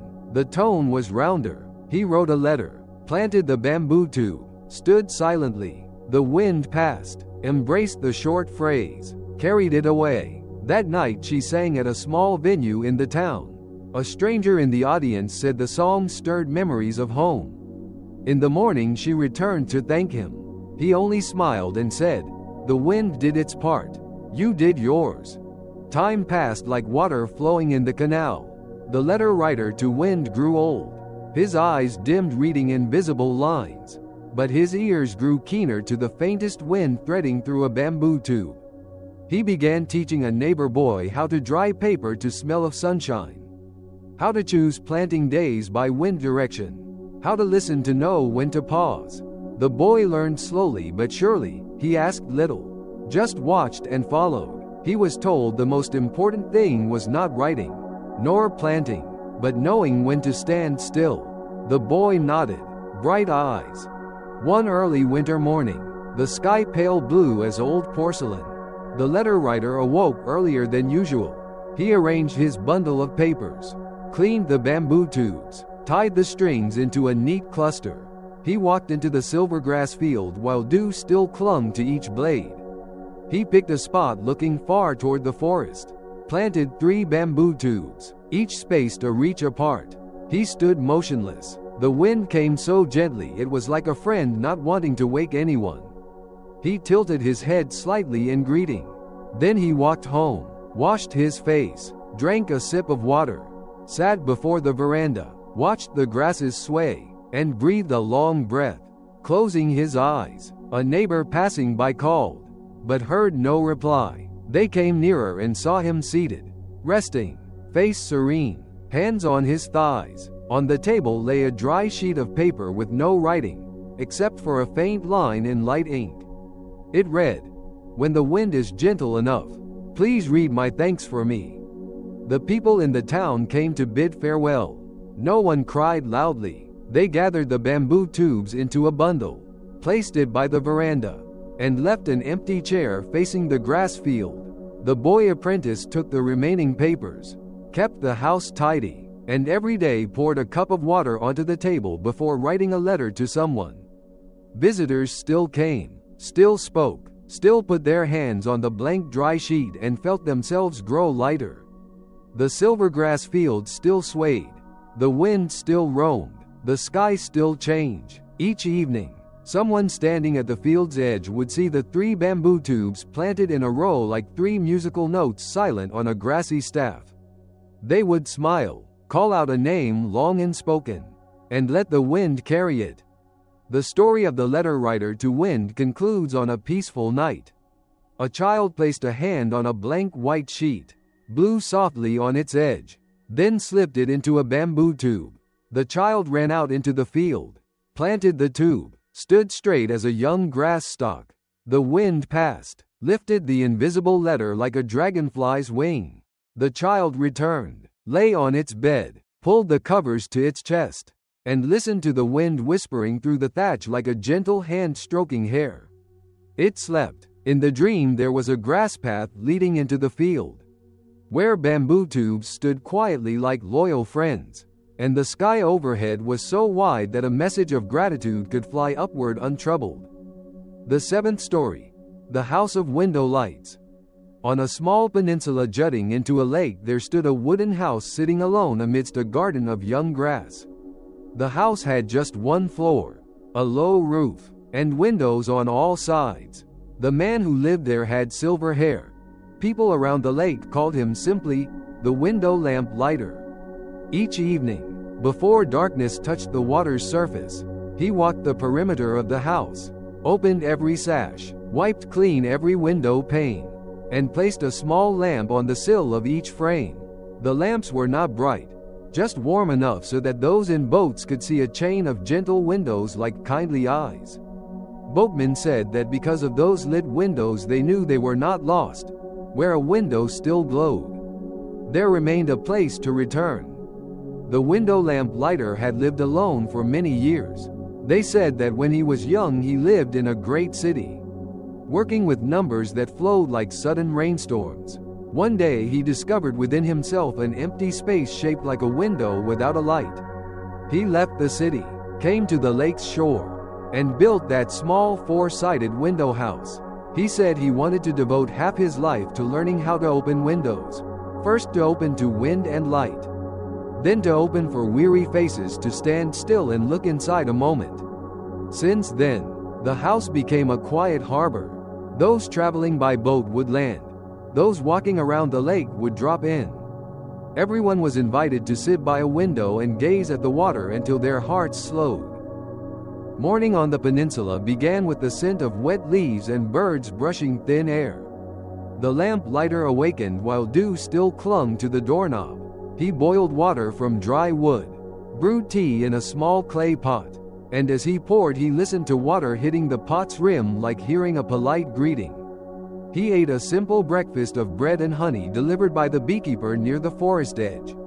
Afterwards, he carried a clean cloth and walked around the house, touching each window frame to check for dust. If any, he would wipe immediately, his hands moving slowly as if stroking a child's hair. He said glass must be clean so that at night the lamps would not blur, just as the heart, if clogged by too much worry, makes sleep hard to find. One midday, a university student came knocking. She carried in her eyes a rain not yet fallen. She said she was about to take exams, her mind full of words but her heart empty. Each night she stared up at the ceiling and saw nothing but cold squares. The lamp lighter invited her to sit at the south window, where the lake caught a gentle breeze. He handed her a sheet of paper and asked her to write a sentence she had never allowed herself to write, even if it was the simplest. She hesitated, then wrote, "I want to sleep one night free of frightful dreams." He did not read it aloud. He folded the paper into thirds and placed it beneath the base of a lamp that was not lit. He told her, "Tonight at dusk when the sunset touches the water, I will light this lamp first." That evening, when the lights came on, she sat quietly watching the small flame stand still in the glass. A while later, a fish leapt from the water and left a ripple on the lake surface. She smiled, for the first time that day. The next morning she said she had slept deeply and awoke with a simple poem resting on her tongue. She thanked him and walked around the lake, her steps as light as young grass. An old ferryman on the opposite shore often visited in late afternoon. He leaned his oar against a post, stepped up to the veranda, exhaled as though shedding a heavy coat. He told of days with strong winds when the lake's surface rippled in ways that made paths home feel farther than they were. He said each time he saw the windows light up he believed that the path home was just an arm's reach, not a river to cross. The lamp lighter said little. He poured tea, placed a rattan chair at the west window for the ferryman to sit and watch the sun slide away. When daylight fully faded, they lit 3 lamps at adjacent windows. The glow from those 3 merged into a warm band on the glass, like 3 friends standing side by side gazing across the water. One evening the wind shifted and clouds dropped low over the roof. A boy walking with his mother around the lake dashed into the yard and glanced at the many panes. He asked why the house had so many windows. The lamp lighter smiled and said, "Because each person sees peace in a different frame. Some need a window looking at a tree. Some need a window onto water. Some need a frame that reflects both sky and self." The boy tilted his head, chose the lowest window, pressed his cheek to the glass. He said he saw a tiny leaf boat drifting. The lamp lighter handed him a scrap of paper, taught him to fold a boat. Mother and son carried it to the water's edge and released it. As the boat left the shore, the lamps in the house lit up momentarily. Its shadow drifted through one lit pane then vanished. That night the boy slept without waking in fright as he often did. Not everyone who came to the house found peace at once. One middle-aged man stepped onto the veranda with a face taut as a string. He said he had run for many years, frequently changing jobs, changing homes, and his friends had become fragments. He sat at the north window, where the wind lingered longest. The lamplighter did not tell stories or lecture. He handed the man a pen and a little brown notebook and invited him to write the names of things he had left behind. He wrote 1 line, then 2 lines, then paused. The lamplighter said, "Just pause." They sat together, silent. When the violet glow of dusk receded from the water, he placed the notebook in a drawer under the window and lit the lamp. The man watched the flame. After some time he drew a very long breath and said he realized that some things only need to be placed in a drawer that has light. From then on, every week he came by, wrote another line, and sat quietly until his sighs sounded gentle as the wind's whisper. In the rainy season the lake would swell, the peninsula's edge receding a little. Wind blowing through passing rains on the lake carried scents of warm earth and moss. Then the lamplighter lit his lamps earlier than usual. He said that on rainy days travelers need to know bright points a bit earlier. He placed 2 extra chairs at opposing windows so that anyone visiting could be seated immediately. Without choosing, one night, a group of young friends, fresh from a quarrel, came. They said nothing, only sat in a line watching the rain. The rain paused, weary, then rested. They rose, placed hands on the glass, touched water mist inside, and drew 2 characters, "Sorry." No one asked to read it aloud. As they left, the glass dried and the characters faded, but the words stayed behind. On a bright high day, the water painted diamond patterns that danced across the ceiling through the window panes. The lamplighter climbed a low ladder and adjusted the hinges of a few windows that had grown loose. He worked slowly, listening as the wood answered each turn of the screw. To a guest who observed him, he said that a door is like a heart. If the hinge is too dry it will stick. If too oiled it will slip. It must be just enough to open lightly yet hold its closure. The guest laughed, saying he had never thought of a heart in terms of a door.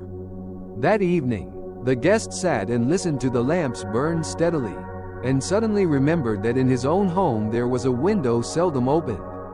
When he returned, he pushed the latch open, and for the first time in many years, wind passed through his bedroom as though greeting a homeowner who had learned to smile. One early misty morning, an elderly woman arrived carrying a small wall clock. She said the clock was running slow, and in her house everything likewise moved slower. The lamplighter took the clock but made no promise of repair. He set it on the east windowsill, where early sun first arrives. He brewed tea and invited her to sit. Together they watched the sunrise through the haze like a cup of milk warmed with honey.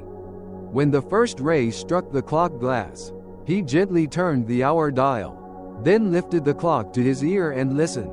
He told her, "It is not the clock that is slow, but your home that has rarely opened its windows lately." She smiled, understood, and thanked him before returning home. A week later she visited again, saying that from that day she rose earlier, opened windows, cooked porridge, listened to birds. Time suddenly suited her, like a pair of shoes custom made. Sometimes the house was empty of visitors.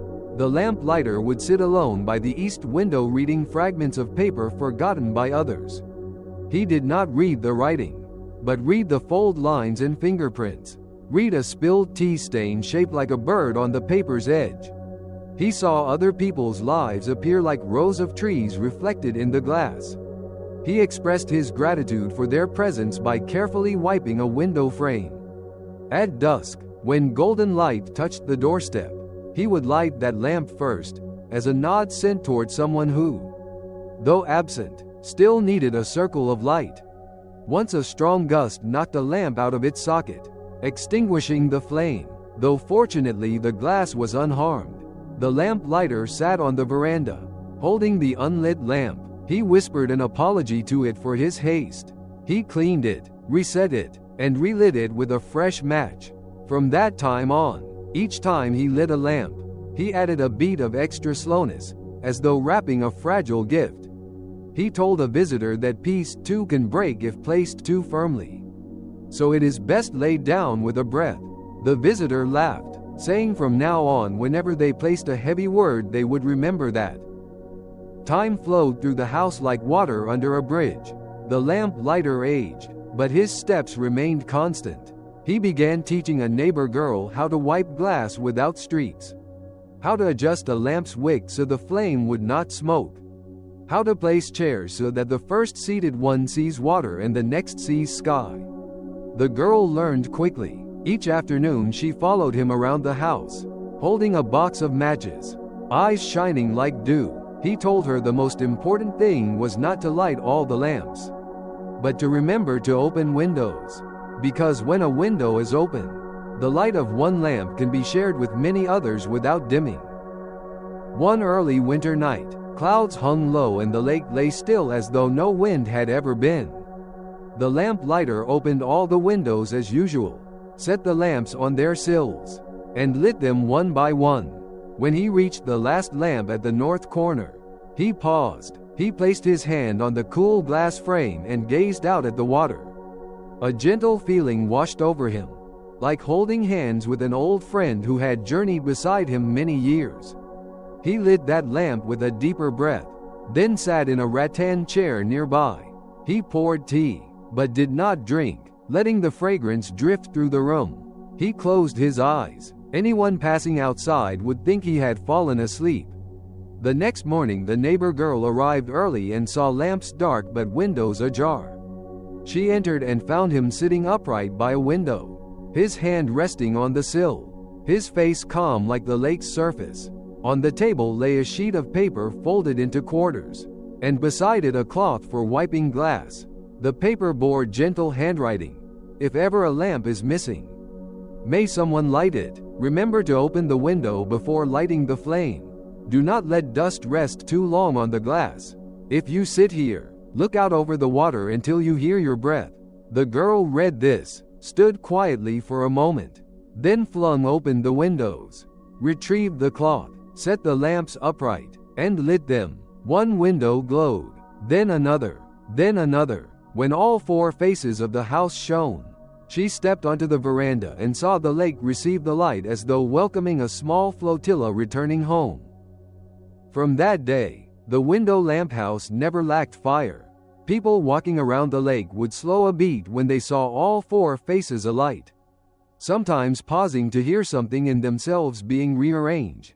Boatmen rowing at night who saw the reflections in the water believed the shore was never far.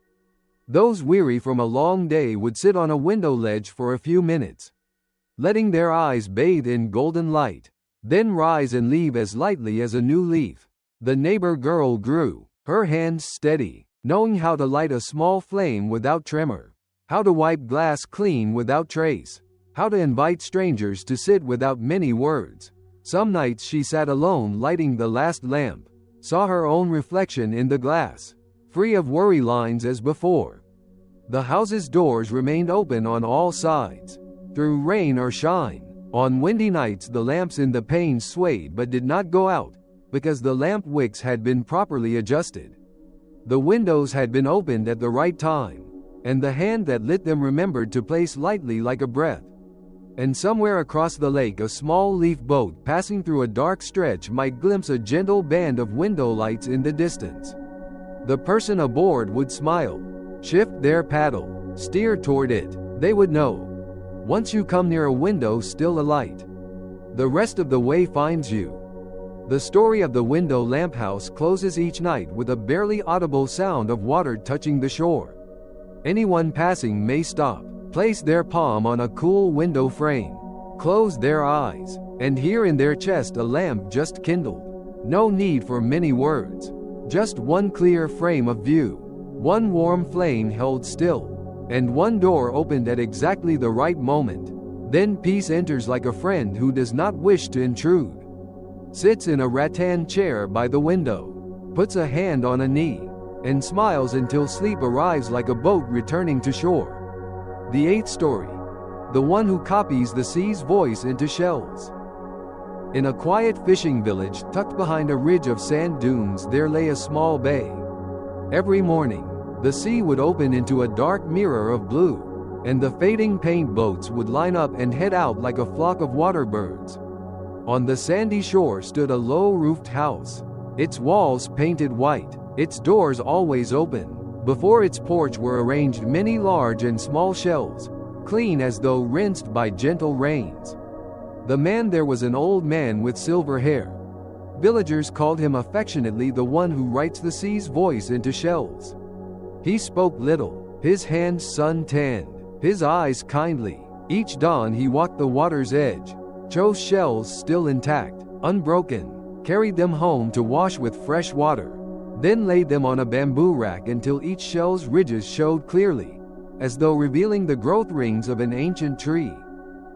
His work sounded strange, but was truly simple. Anyone who carried a weight in their heart came to see him.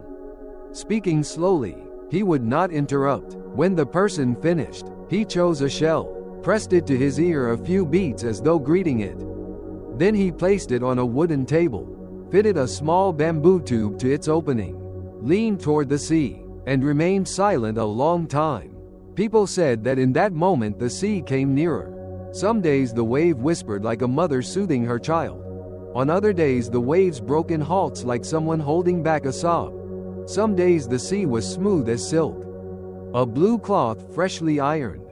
He would let those voices pass through the tube into the shell, as though moving in a small music piece. When done, he handed the shell to the visitor and instructed that at night they place it by their pillow. Press it to the ear, and breathe with the shell's rhythm. No need to understand, just be near. One evening when the wind was still, a young woman working in a dockside restaurant came. She said she often startled awake at night from hearing ship whistles echoing, as though there were a boat in her chest denied a mooring. She feared going to sleep, feared the silence between breaths. The sea voice copier invited her to sit under the bougainvillea vine, poured her a cup of warm water, and asked her to tell the last time she had watched a sunset over the sea. She paused, then said she had been too busy to see it in a long while. He nodded, chose an ivory-toned shell whose ridges looked like fine lines. He pressed it to his own ear, closed his eyes. A long beat passed. Then he handed it to her and told her, "Tonight, when you lie down, listen within the shell 3 times, each with a slow breath." That night she did, and heard just that. The next morning she returned to say that in her dream she saw a small hand-sized boat that found its own path into the bay, needing no human push. A young woodworker apprentice from the village came one blazing afternoon. He said each time he held his chisel, his mind echoed with old voices from someone who had left. He wanted silence, but in silence he heard more clearly. The sea voice copier led him to a chair at the doorway and asked him to stare far at the horizon until his eyes eased. He selected a larger shell, washed it by well water, dried it, pressed it to his ear. After a moment he smiled lightly, as if hearing a greeting. He copied a steady rhythm into the shell, then placed it into the youth's palm. He instructed, "When your hand begins to tremble, place the shell in the hollow between your wrist bones and palm. Listen a while, then resume work." Weeks later the youth returned, carrying a small wooden chest he had made, the lid carved with a wave bowing low. He said the voices still came, but they passed more quickly now, like a boat that knows to avoid hidden rocks. An old fishmonger often sat in the midday shade leaning on a porch post, her hands still smelling of salt. She said little, only sighed, eyes following gulls circling over the wet sand. The sea voice copier did not press her. He gave her a thin shell and told her to keep it in the left pocket of her shirt. When she stood in the market and voices rose around her, to place her hand over the shell and smile, she obeyed. The market remained loud, but inside her there was a calm alcove, deep as a hollow rock where waves touched lightly then receded. One afternoon low clouds hung down to the horizon. A boy brought a paper boat and placed it on the table. He said each night he dreamed his boat was pulled far by wind. No hand at the oar. He woke with aching limbs. The sea voice copier washed his hands in a basin, dried them with a warmly scented towel, sat eye to eye with the boy. He told him to blow 3 short breaths into the shell's opening. The boy obeyed. Then he copied the sea's voice into the shell and returned it. instructing that the shell lie under the pillow. The paper boat he told the boy to float in a basin of water before the window overnight. In the morning the boy rushed to say that wind had indeed passed in the night. But the boat lay in a still puddle, and a small bird rested on its prow. In the rainy season, the bay became hushed, the waves denser, the sky a vast gray cloth. On such days he copied voices for fewer strangers, sitting inside, leaving windows open so that rain sound filled the room. He laid shells in rows, listening to each as though to an orchestra with no conductor. Some shells rang like clay drums underfoot. Some were thin like a seam stitching broken wind. Some were full like a ripe fruit. He memorized their forms not with writing, but by what he called the sea's breath.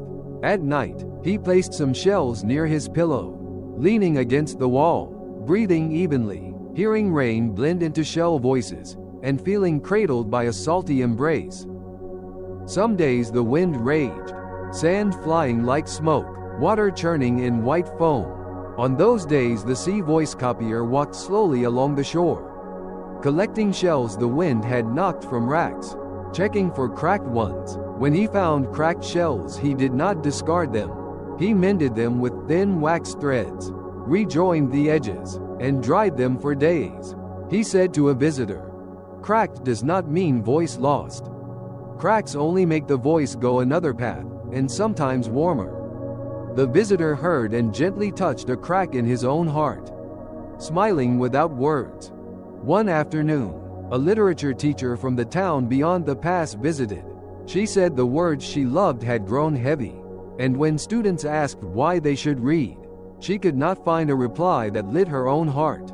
The sea voice copier invited her out to the sand, seated her on a slanted rock, and asked her silently to read a stanza of poetry that once moved her. She read it inwardly, and the space around her seemed to shift.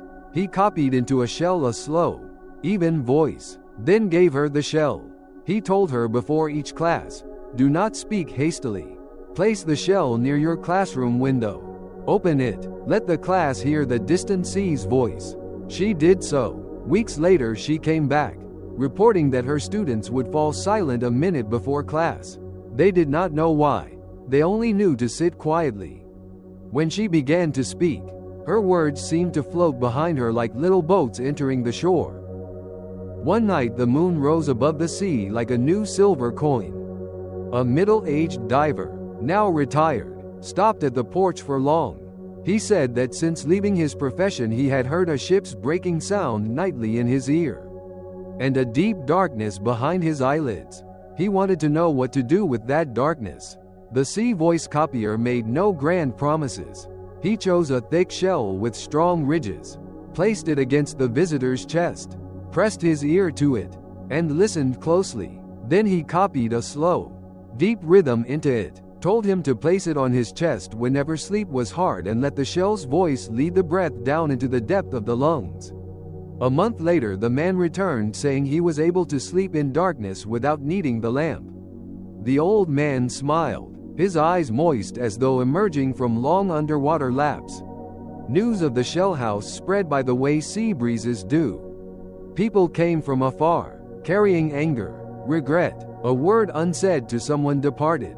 They sat on the porch steps, watched a crab scuttle, and heard the old man say, "Tell slowly. Speak as if pouring warm water into a thin glass." They told, he copied. They took shells home, listened at night, and in the morning felt lighter. Some returned just to place back the shell and say thanks. Some returned a beaten shell, asking for a new one, believing its voice returned to the sea already. He accepted the old shell, cleansed it, dried it, placed it back on the rack, awaiting another story. One quiet midday, only bees passed the salt garden. The sea voice copier sat alone, opened an old shell he had once used during a fierce storm many years ago. He heard a long wave inside, behind which lay silence like a great roof. He remembered that day, twirling winds, white water, broken boats, aching shore. He had breathed with a shell for 30 nights so his heart would not shatter like foam. Now that voice remained inside, not sharp, but full. He returned the shell to its place, stood slowly and brewed a pot of tea, poured a cup and placed it by the window for the sea to smell. In his heart he whispered a small sentence to the sea. Thank you for keeping for me those times when my hands were not yet large enough. At an unusually clear dawn, strands of cloud thin as pencil lines, he rose early, lined up the shells on the rack, wiped each shell's opening with a warm cloth. He wrote a few lines on a small paper and placed it on the table. Whoever comes, sit near an open window. When you hear enough voice inside yourself, you may return. If the night remains long, breathe with the shell 3 times. No need for many words. The shell will know the path. He walked along the water's edge, watched the boats go outward, raised a hand in greeting.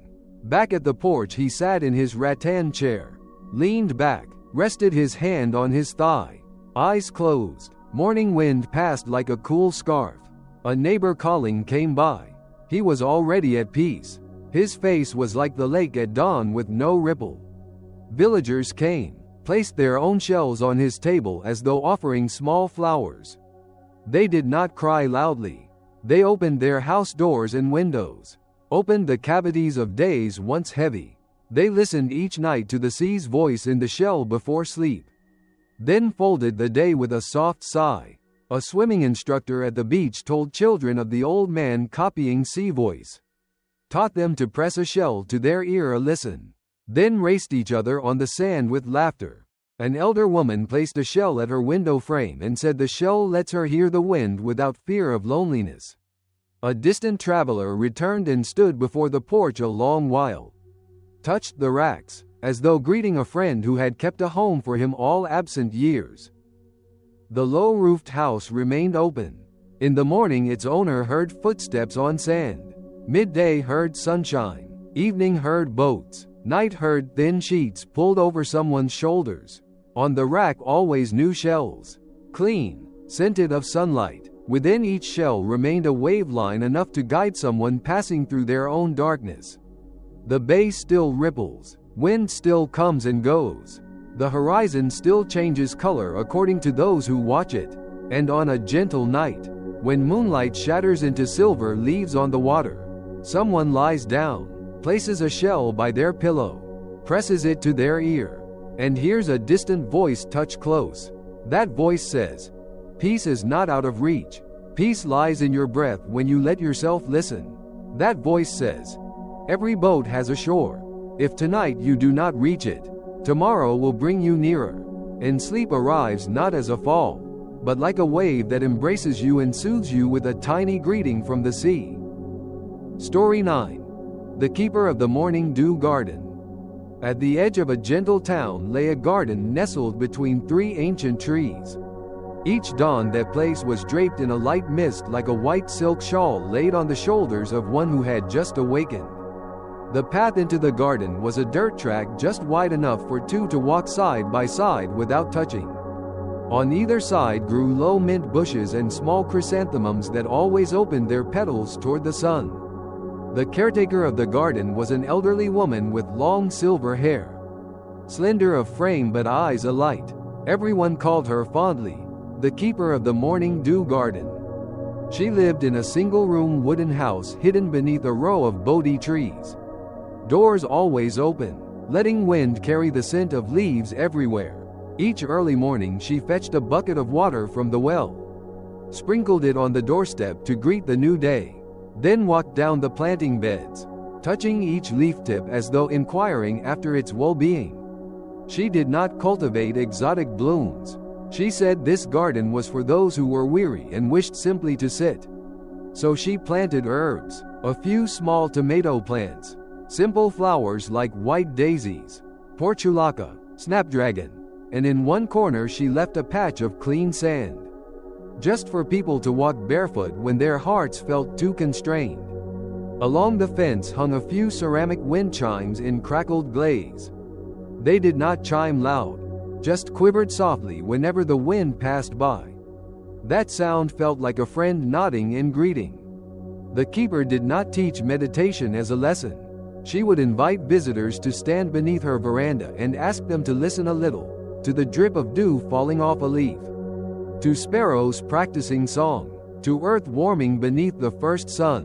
When someone's restlessness faded, then she would lead them into the garden, show them a rattan chair under an old apple tree, invite them to sit. She brewed tea with lemon leaves growing in a corner of the wall. A steaming cup of tea passing across the nose was a short path into a gentle memory. She whispered that here nothing must be done, only breathe as the garden breathes. One morning, humid with mist, a young woman who worked in a bookstore arrived. Her eyes were darkened from nights editing manuscripts. She said lately reading felt heavy, her head like a shelf full of books with no space for a candle. The garden keeper invited her to walk barefoot on the sandy patch. Step by slow step, the soft sand cradled her feet like a gentle pebble. After a few turns, her shoulders relaxed. She handed her a slender woven basket and asked her to pick 10 mint leaves from deep within the bushes. She did so. When she brought the basket back, the keeper smiled and said, "The scent on your hands is enough to make a page of book breathe." She sat under the apple tree, sipped mint tea, watched the mist dissolve into shining drops on leaf edges. That night she slept deeply, and in the morning she remembered a dream of sitting in a quiet library with a window open. Wind entered, and pages turned like fish swimming slowly in a pond. A street vendor stopped by at dawn, the sun barely up. He laid down his burdens on the rattan chair, exhaled as though stepping from a noisy marketplace into calm. He said he ran all day like a machine, and by night no longer heard his own voice. The garden keeper set before him a bowl of water with jasmine petals floating. She told him to wash his hands, then place both hands on his chest and close his eyes to listen for water within. He did, at first awkward, then warmth spread, breathing steadied. She gave him a small bundle of thyme sprigs, told him to carry it in his shirt pocket. When noise rose around him, squeeze them gently, let the scent unwind, breathe. A week later he returned, saying he was still tired, but weary in a house with windows, not in a dark warehouse. A little girl came along with her grandmother on a sunny morning. She darted around the flower beds, eager to pick everything. The garden keeper did not scold. She handed the child a small wooden spoon and a few toy cups. She asked her to cook lunch for the ants at the base of the tree. The girl sat, scooped sand, placed chrysanthemum petals into the tiny cups, softly called ants to dine. The keeper smiled and told the grandmother, "Children need a safe ground to practice imagination." When the ants' lunch ended, the girl looked up and said she had just heard the rustle of leaves. That night she slept holding the wooden spoon as though it were an invitation from the garden. In the rainy season, the garden grew soft with moisture, the scent of earth rising strong. The keeper would bring chairs onto the veranda and spread a mat for guests to listen to rain.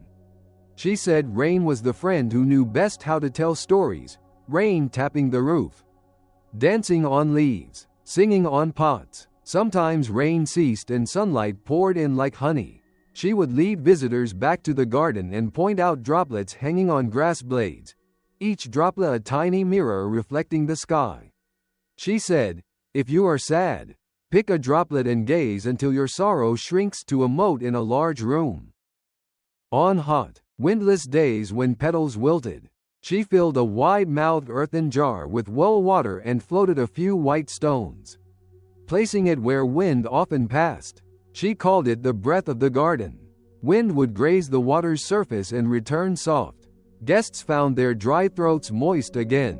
She taught a young man fresh from heartbreak how to repair the broken strands within himself by watering the plants slowly. Pouring small streams at the base of a daisy seemed to echo someone accepting an apology. Over many days, his face grew softer. A retired teacher brought an old instrument. He struck a few dull notes. Strings rasped like a throat after a long journey. The garden keeper did not request a performance. She placed a bowl of sunflower seeds before him and asked him to shell them one by one. One breath per seed. He did. The crack of seeds blended into leaf whispers. Half an hour later he struck a chord, clear, gentle, as though freshly washed in rain. He looked at her and smiled like a child fixing a kite. A middle-aged woman arrived with a small suitcase. She said she needed days away from the city because her heart raced without reason. She sat in the rattan chair and saw a hammock strung between two Bodhi trunks. The keeper invited her to lie. The hammock cradled her back like water flowing. The wind passed gently. Wind chimes on the fence chimed softly. The keeper placed a cloth scented with bergamot leaves on her forehead. After a while, her face softened. She fell asleep in the mid-morning like someone drifting toward a strange harbor. On waking, she said it was the first midday nap she had taken without guilt. The keeper smiled and said, "Rest is also a task in the garden."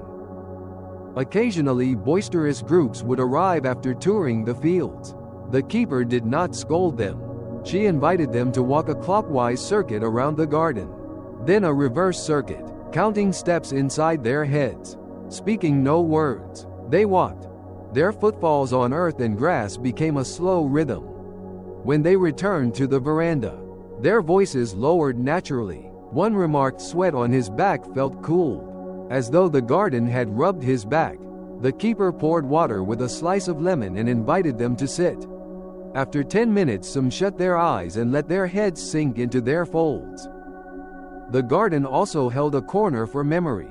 She built a low wooden shelf under a mango tree, placed clean glass jars upon it. Anyone arriving could write something they had wished to thank but had never said. Fold it, and drop it into a jar. She did not open or read them. At dawn each month she carried the jars to the grass, placed them in a small circle, stood within, joined her hands, and softly spoke thanks in place of the written words. The wind passed through, and those paper notes felt lighter as though each jar released a tiny boat departing its harbor. In the little wooden house's kitchen there was always a pot of warm water. In that pot floated a few orange peels, pine needles, sometimes cinnamon bark. The steam passed through the house, bathing the wood, bathing the towels, bathing even some memory that had just visited. The garden keeper told a guest that scent is what lets you know where you are. When nights are long, you can simply close your eyes and breathe in to find your childhood kitchen again. The guest laughed and said, it had been so long since she sat peeling orange peels beside her mother. On some afternoons when she felt tired, the old woman sat on the doorstep, resting her back against a post, watching the sun move across a branch. A neighborhood boy ran over and brought her a few freshly picked guavas. She broke one open, the scent of guava spreading slowly. Ripe just right. She told him stories from her youth, when she tended a garden on a windy hill, where whenever she stood still she could hear the sky flowing like a river. The boy asked if she was afraid of aging. She said she feared when one's heart goes dry, but when the heart is dewy as the morning grass, then aging becomes a beautiful rainy season. At year's end, when the cold grew sharp and the dew thickened, she began drying mint leaves and lemon leaves, placing them into small cloth bags hung along the porch for visitors to take with them. She taught a nearby orphaned girl how to dry the leaves, how to judge by color when they had held sunlight. The girl learned carefully. Her eyes shone like dewdrops that had not yet dissolved. They hung the little fragrant sachets near the door. Those who visited seldom spoke thanks. They bowed lightly, dropped a few coins into a small wooden box, then left with the sachet in hand. The guardian told the girl, when people know to carry a gentle scent, they will remember the return path softly. One rare, clear morning, the leaves glistened as though someone had wiped them with a blue cloth. The garden keeper rose earlier than usual, swept the porch, placed the kettle of water on the stove, brewed a light lemon leaf tea. She walked through her garden as each day, noting every bloom and sandy path. At the old apple tree she paused longer, touching its trunk like greeting an old friend. She returned to the porch, poured a cup of tea, placed it on the table, then sat in the rattan chair, hands on knees, spine straight, eyes softly closed. Her breath was slow and warm. Anyone passing outside would see her as though resting. when the sun fully rose and dew evaporated, casting circles of light across the grass, the orphan girl and the neighborhood boy entered the garden as usual. They saw her silent as a statue, but her face gentle as a drop of honey. On the table, beside her still warm tea, was a small piece of paper inscribed clearly, "If this morning a greeting is missing, may whoever comes stand under the porch and listen to the morning's voice before entering. If your heart feels heavy at noon, walk barefoot 3 laps on the sand, then sit beneath the apple tree.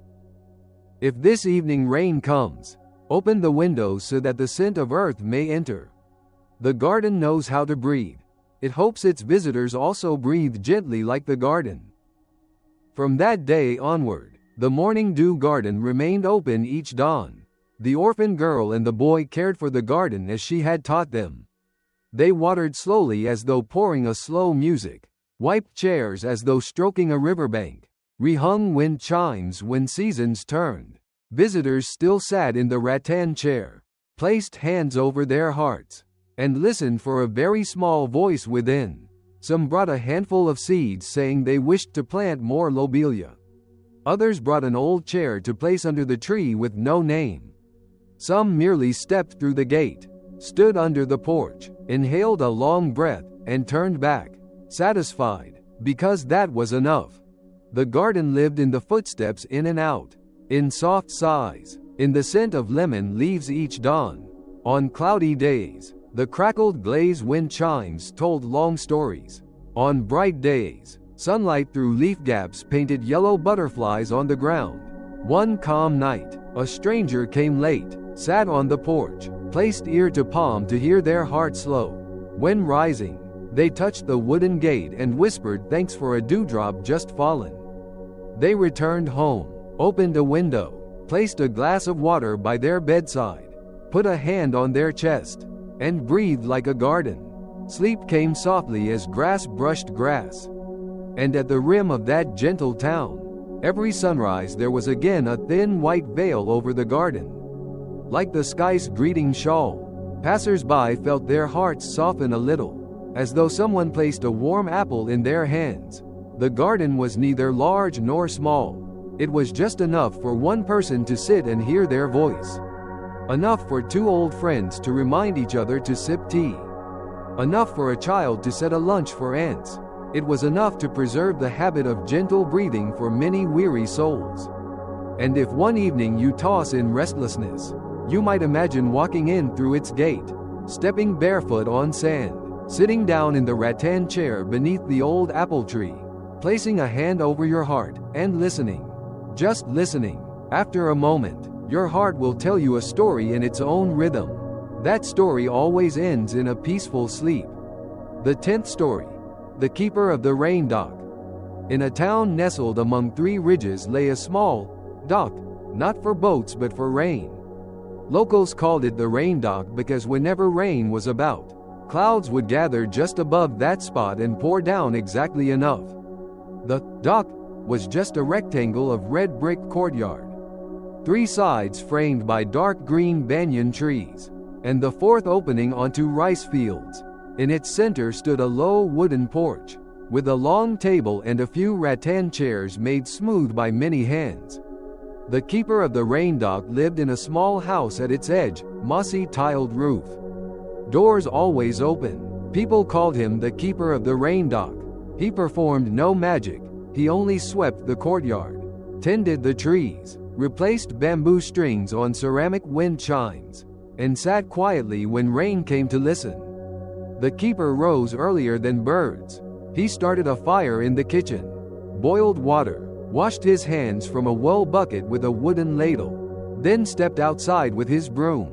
The bamboo broom brushing the bricks sounded soft, like someone combing dawn. He swept fallen banyan leaves from the night, gathering small piles by the tree trunks to warm insects. After sweeping, he walked the tree line, placing a palm on each trunk, listening for moisture, warmth, a very soft greeting from the earth. Whenever he spotted a chipped brick, he patiently reset it with fine sand so that water would flow evenly and not pool. He told visitors that rain loves surfaces that know how to listen. One morning, heavy with clouds, a weaver from a neighboring village visited the dock. She said every night she dreamt tangled threads forming a dark cloud in her mind. Her hands jerked as though unraveling a knot that did not exist. The rain dock keeper did not explain. He invited her to sit under the porch and placed a clear basin of water before her. He told her, "When rain comes, watch the surface. Count slowly how many ripples touch before they fade." She nodded. Around noon the rain arrived. The first drop hit the basin with a tiny pop like a whisper. She counted.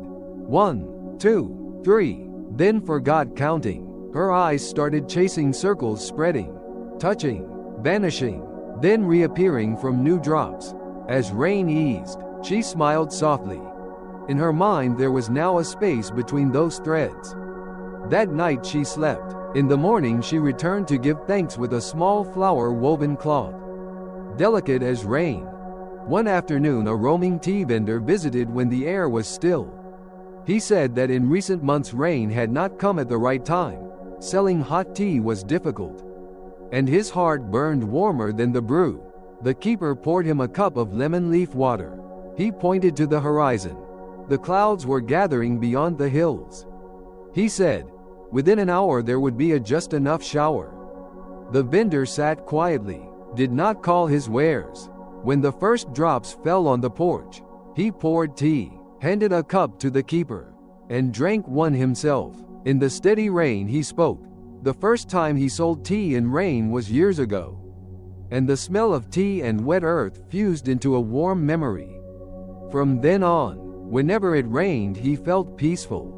The keeper nodded and said that some heroes of the night are very small. The vendor laughed and said the keeper of the rain dock was a hero of raindrops. An elderly woman living near the market brought a wooden stool to the dock. She sat leaning on a porch pillar, hands on her knees, eyes on the rice field. She said she often missed her late husband. When heavy rain fell, she was startled by its pounding on the tin roof, which made her sway as an old boat. The keeper listened, then brought a small hammer and thin wood planks and walked with her home. He replaced parts of her roof's tin with diagonal wooden slats so that the rain's sound would break into many softer taps. He invited her to stand under the modified roof when rain began. She did, and the new sound rang like 10 fingers tapping lightly on a wooden tabletop.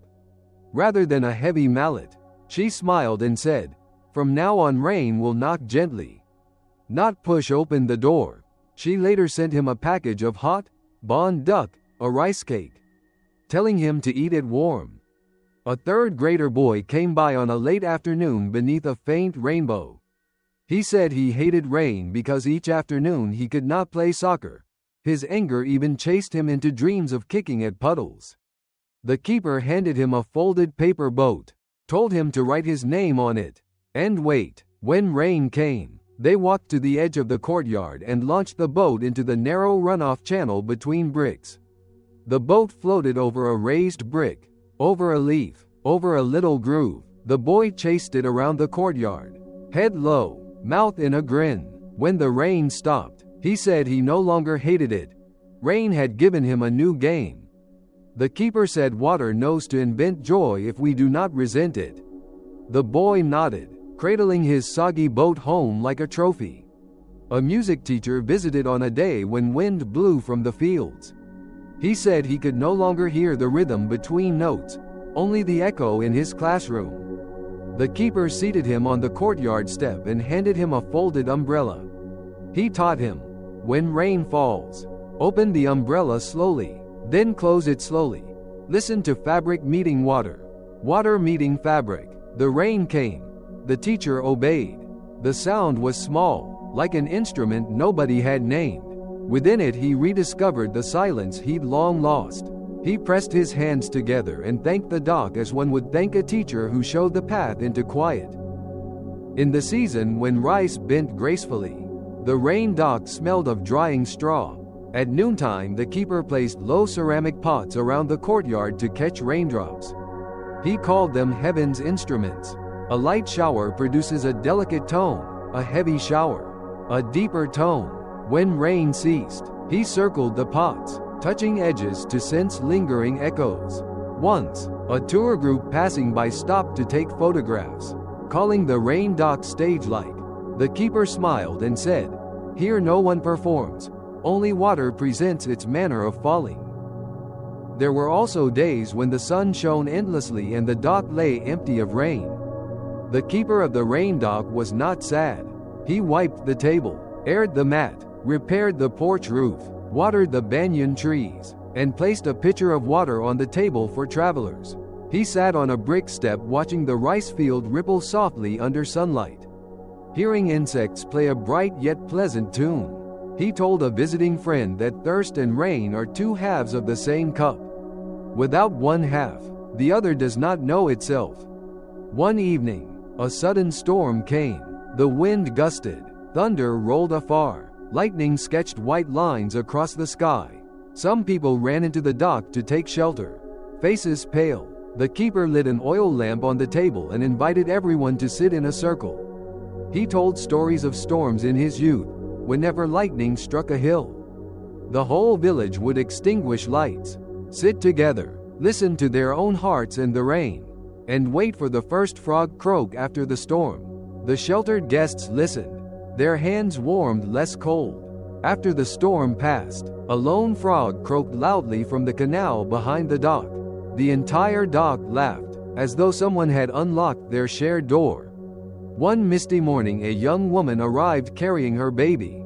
The child had trouble sleeping, teething and fussing nightly. The keeper placed a small earthen jar before her, containing some cold stones and a little rainwater collected and stored from past seasons. He told the mother to gently shake the jar each night, letting the stones tap softly, then walk slowly with her baby around the room. The mother did. A week later she returned and said the child had learned to sleep to the rhythm of the shaking. The keeper said, "Once you've found a steady rhythm, rain and people both find calm." A young man just starting work came with a question about his future. He stood under the porch, looked at clouds, and said he feared choosing the wrong path. The rain dock keeper offered him a conical hat hung by the porch and told him to wear it and walk 3 laps around the dock precisely when rain begins. When rain came, drops tapped on the hat in thousands of tiny sounds. Walking, listening, he realized each step was an answer for 1 second. After 3 laps he removed the hat, smiled, and said, "The future sounds like rain on a hat. Each drop is a question. But by walking you let answers emerge." On another day a reporter from the city came, microphone in hand, asking the keeper for the secret to calling rain. He shook his head and smiled, saying the dock does not call rain. It simply makes a seat for the rain to sit. She persisted. He led her to the courtyard, pointed out level bricks, clear runoff channels, pots placed exactly where first drips fall. He said, "If a seat is warm and clean, guests will linger." She looked around, switched off her device, sat quietly, and later asked for a cup of tea. Before leaving, she placed her hand on a porch column and said she would write a story with no sharp lines, just the scent of rain. Time passed over the dock like calm clouds. The keeper grew older, but his back remained straight and his steps steady. He began teaching a neighbor girl how to sweep without stirring dust, how to place a basin under the first dripping spots, how to listen to rain's sound on different surfaces to sense its strength. The girl learned quickly. Her eyes shone. Each time rain came, she sat beside him, counted the falling drops' rhythm, and smiled when her guess matched when the rain paused. Then one morning after a night of wind, the sky was an unblemished pale blue. The keeper rose earlier than ever, slowly cleaned the courtyard, wiped the table carefully, replaced a bamboo string for a worn ceramic wind chime. He placed a kettle on the stove, dropped a few lemon leaves. He wrote a few short lines on a small piece of paper and left it under the oil lamp. He walked 1 circuit of the courtyard as though greeting each brick. Clouds gathered along the horizon.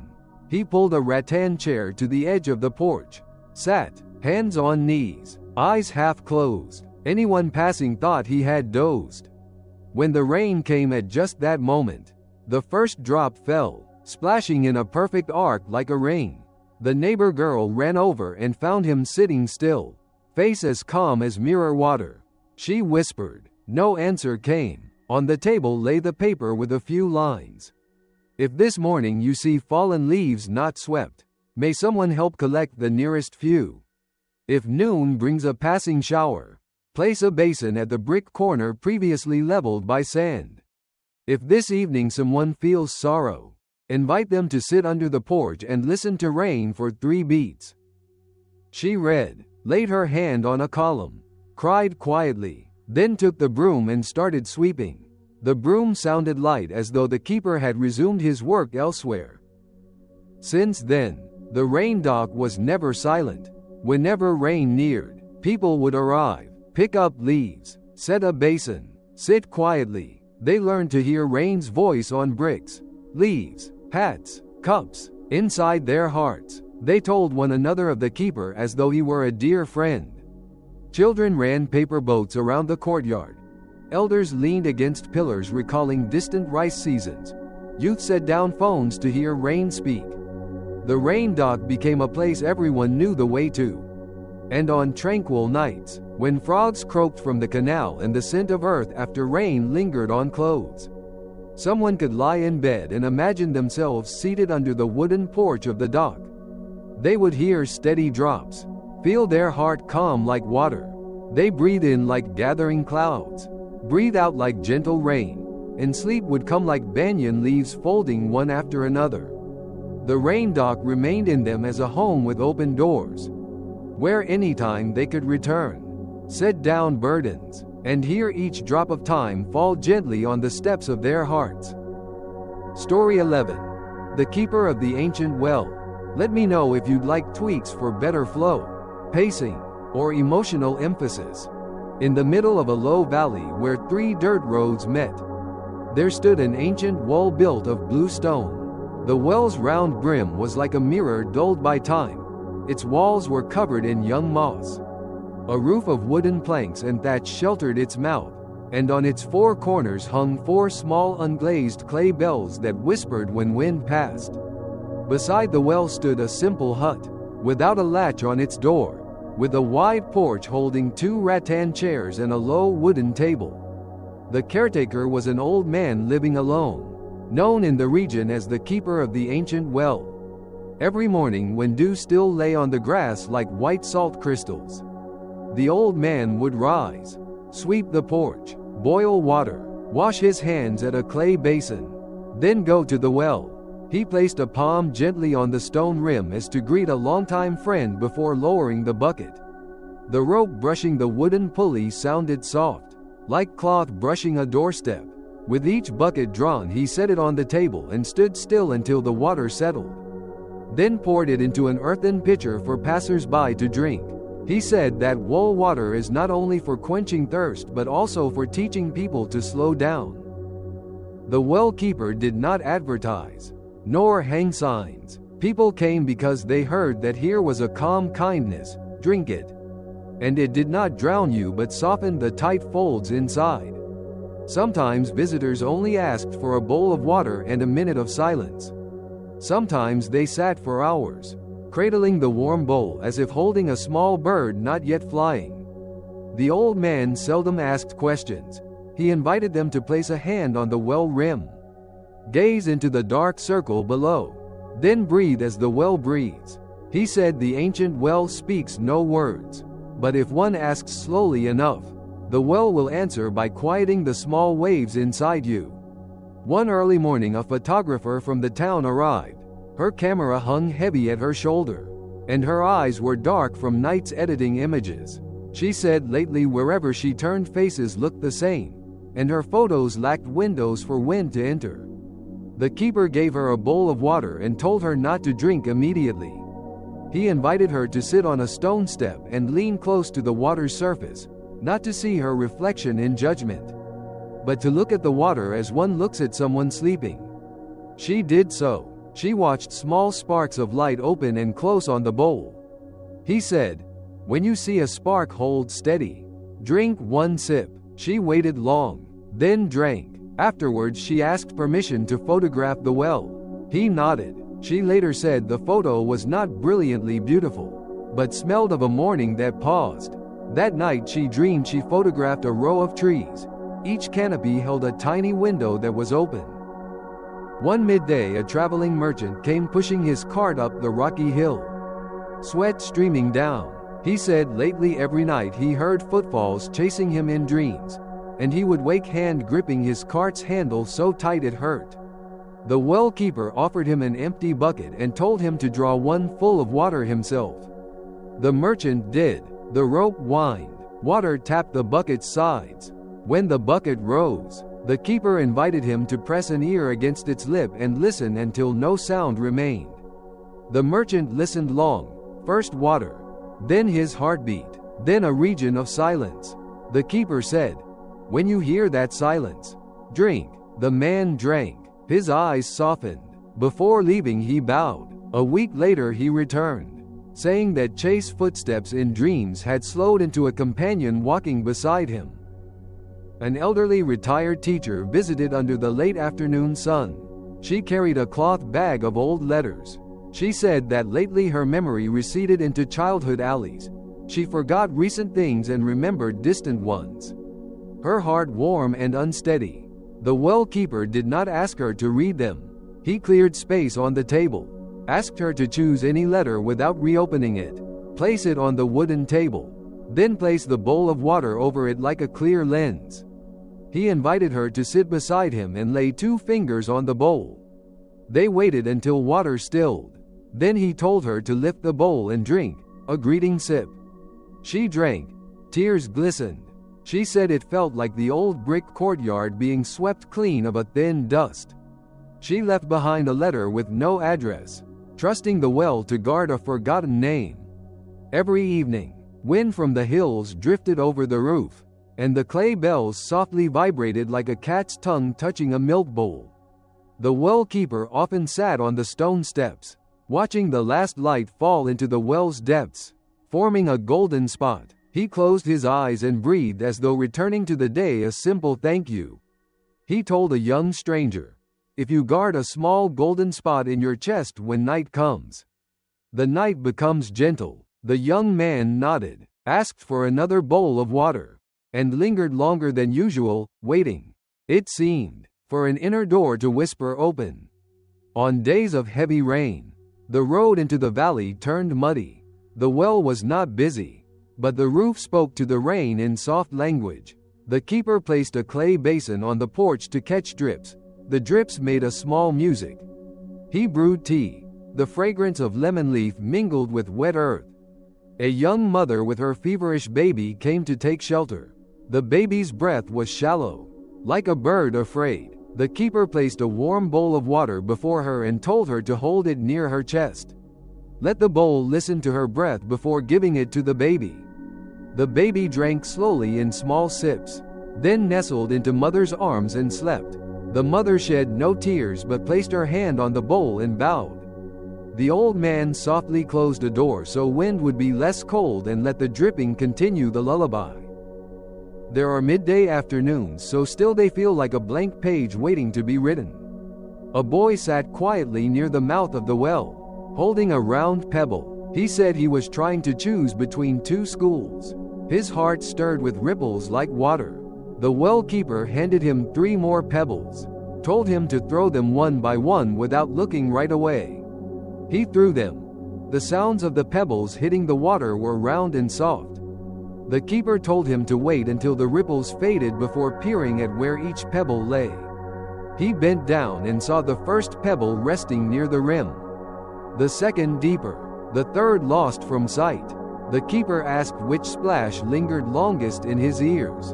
The boy replied it was the second one. The keeper nodded, saying that the second sound was the voice of just enough strength.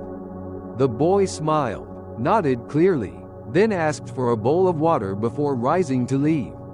One other afternoon, a young man came carrying a bamboo flute. He said he had not played in a long time because whenever he lifted the flute his throat felt constricted. The keeper invited him to sit by the well's rim, offered him a bowl of water, and instructed him not to play any melody, just to let breath pass through the flute as though blowing across the rim of a bowl. He did so, a faint tone drifting like a wisp of smoke. The keeper told him to place the bowl of water close to the flute's mouth, letting the breath go through without forcing music. After a while, the young man produced a very low note. That note fell into the well like a hollow pebble, the circles spreading downward then vanishing. He gave a small smile. The keeper told him that there are days when one must make the well listen before making music for people. The old well holds not just water but habits and ways of being. The keeper taught the children in the neighborhood how to draw the bucket so water would not splash, how to tie the rope to the bucket so the knot could still be untied with one finger. He taught them to place the bowl on the table with 2 hands and a single breath, as though placing a gentle word. He told them stories of wells in faraway villages, where people would stand quietly in line waiting for each other. The children listened with wide eyes, then competed to set down their bowls to see who was gentler. Their laughter made the earth bells ring in delight. Occasionally groups of visitors from afar would come, bringing cameras and questions. They asked why the water here was sweet. He did not speak of aquifers or limestone. He said the water is sweet because people here call each other by soft names. They laughed, thinking he spoke playfully. He pointed to a thin notebook on the table in which every visitor might write a short sentence. It filled with words like good morning, good night, travel safe, drink a sip to warm. A girl in the group read a few lines and was silent. She added another line. Thank you for helping me remember how to speak a gentle sentence. Some do not come because they are thirsty, but because they wish to lay something down. A middle-aged woman brought along an old dog, saying she had longed to say farewell, but each time she thought of it, her heart felt tugged by an unseen line. The keeper gave her a narrow strip of cloth. He told her to write the dog's name on it, then tie it to a small branch beside the well. She did so, shaking hands but clear letters. The keeper invited her to sit quietly and hear the earth bells quiver in the wind.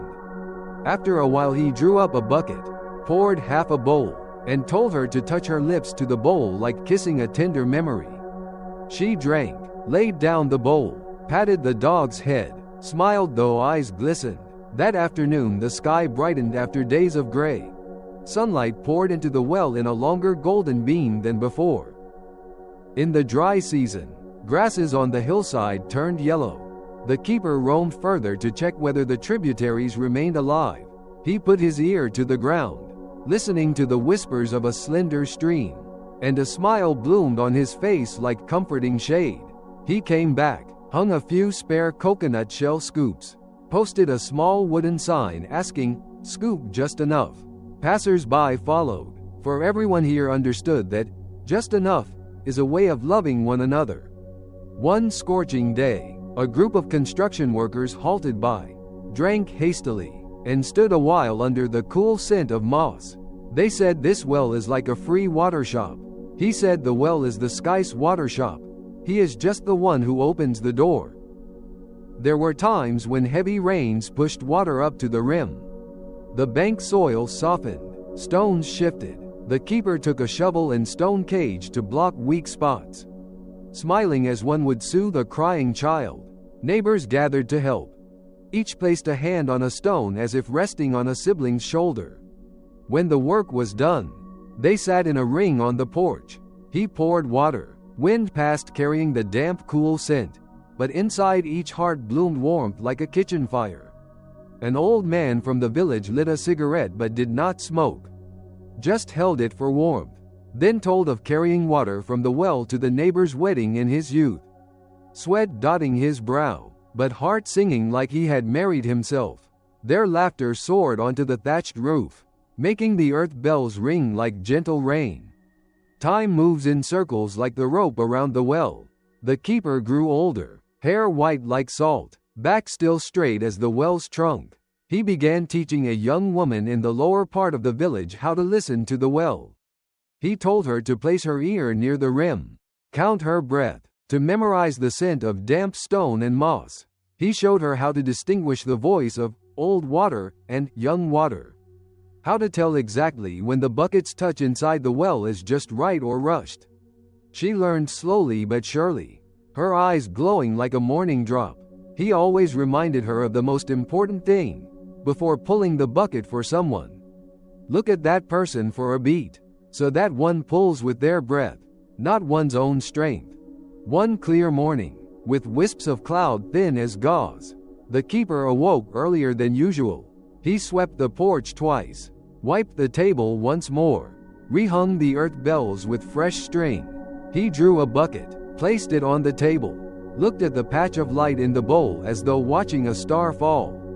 He wrote a few lines on a scrap of paper and placed it under an earthenware jar.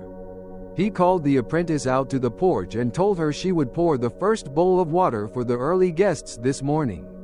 She nodded. He sat on a rattan chair, hands on his knees, his eyes closed. Passers-by thought he was resting. The sun lifted from the ridge. Birds greeted the new day. The first visitor to the well was a little boy riding his bike, asking for water. The girl drew the bucket, poured into a bowl, and invited him to sit. He clasped the bowl with both hands, blew one small breath, and drank. When he looked up, he saw the keeper sitting serenely, his face as calm as smooth water. The girl called softly. No sound answered. She read the note under the jar. If this morning lacks a first bowl, child, pour one with the breath of mist. If noon comes and someone is weary, remind them to place a hand on the stone for one beat. If this afternoon someone wants to lay down a name, light an incense at the mossy north corner. Let the well continue the work of a well. The girl stood for a long while, then bowed her head. She poured another bowl, placed it before the steps as though placing a greeting. From that day on, the old well was never without visitors. The girl poured water with two hands in a single breath.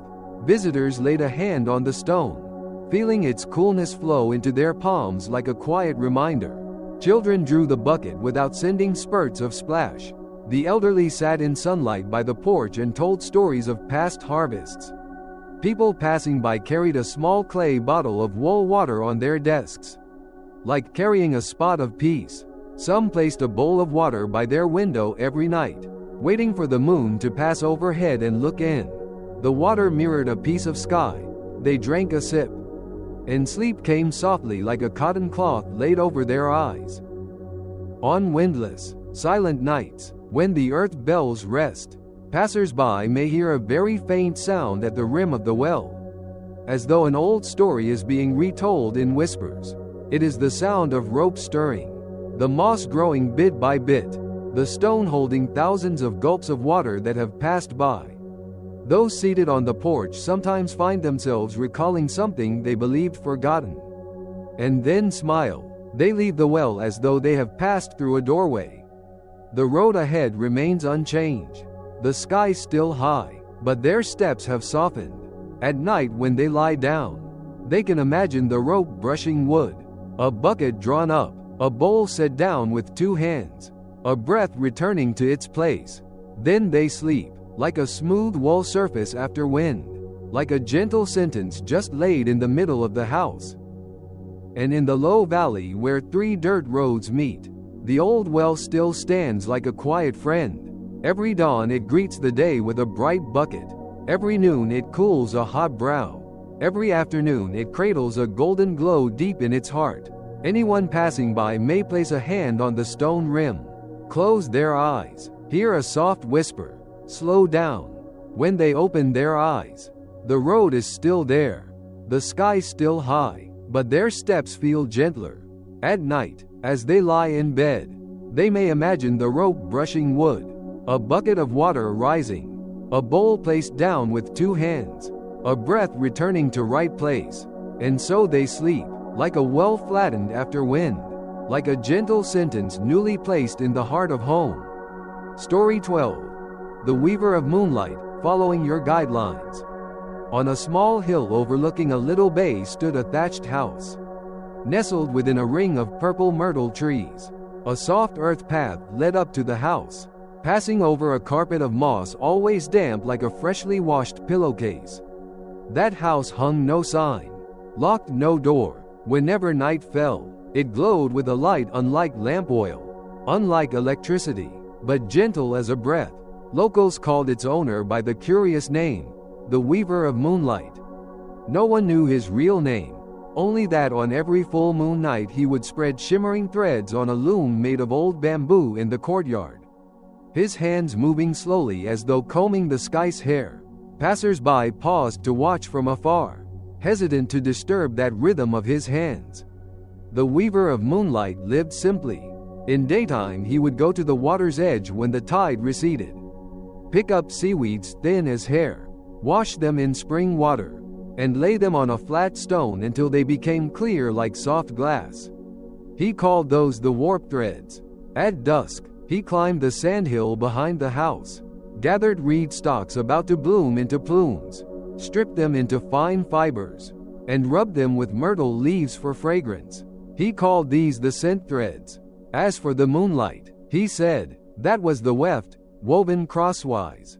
No one knew how he wove moonlight into the frame, but every person who sat in his courtyard remembered one sensation clearly. When he began to weave, the space became so peaceful that even one's own voice bowed and whispered. One early month evening, when the moon was only a thin sliver, a girl who worked as a cook in town knocked on his door. She carried with her the smells of firewood and spices, and her eyes bore a long trail of fatigue. She said that for many months, the moment she lay down, she would hear the sound of cleavers in her head, pans boiling, guests ordering. By dawn she was exhausted. The weaver invited her to sit on the wooden platform under the veranda, poured her a bowl of warm water already scented with myrtle leaves. He asked her to look into a patch of darkness in the courtyard as the moon crept above the hill. He stretched the loom, threaded it with the warp from seaweed, passed the reed fibers as scent threads back and forth, then stopped. He stood motionless a while, as if listening to a distant beat. Then he lifted a bamboo shuttle to the level of his forehead, touched it ever so lightly. When the shuttle descended, in the girl's eyes a thin silver streak flowed across. He folded the finished weave into a soft square and gave it to her. He told her, tonight place the cloth over her chest before sleeping. No further thought needed. That night she slept. The next morning she recounted that in her dream she stood in a dark kitchen. The floor dry, windows open, the sky drifting slowly, and someone gently put a lid on a pot with a kind hand. A middle-aged watchmaker came when the moon was in its 11th phase. He said lately time in his hands always ran backwards and the tick-tock had become an unbidden knock on his door. The weaver listened without haste. He poured tea, invited the man to place his watch in his palm and close his eyes for a beat. Then he went into the courtyard, stretched the loom, threaded warp and scent, and waited until a thin cloud passed before the moon, leaving a light trace like breath. He passed the weft through. The touch was so quiet the man felt the tick-tock in his palm shrink to the sound of a sleeping bird. He accepted a slender moon silk strip, tucked it inside his shirt. That night, he hung all his clocks together in one corner, turned off all lights, and sat still. The hours flowed as a calm stream, no longer staccato spikes. A boy often dreamed he was lost in an endless schoolyard, running without finding an exit, until one night his mother came through the yard in a full moon. He stood behind her, clutching her garment. The weaver bent to the boy's eye level and gave him a little bamboo weaving frame. He told him to stretch 2 warp threads between 2 fingers in parallel, and let the weft be a silent count in his heart. The boy obeyed. Count 1. The thread passed. Count 2. The thread returned. Count 3. It held in place. When the tiny weave appeared, the weaver tied a slender cord and hung it about the boy's neck like a private token. The boy smiled, his first that evening. In later nights he dreamed a small door opened at the far edge of the yard, and over the door hung a silk like the one he wore. A flower grower living across the bay climbed the hill on a night when the moon pressed the water's edge. She said in recent seasons her flowers bloomed on schedule, but her heart would not bloom. Her hands cold when watering. The weaver, hearing this, took a bundle of scent threads already dried and placed them in her hand. He told her to walk one circuit of the courtyard in the direction he indicated, each step with one breath, walking 9 rounds. She did so. The scent threads in her hand exuded the fragrance of new reeds. When she returned, he had already woven a long sash. He wound the sash around her wrist as though tying wind to a pulse.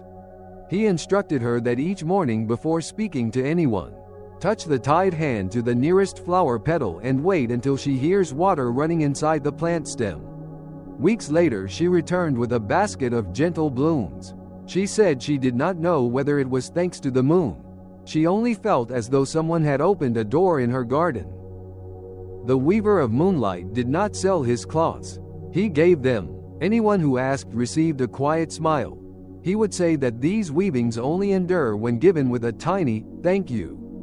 Visitors grew in number by season. Yet his courtyard never became noisy.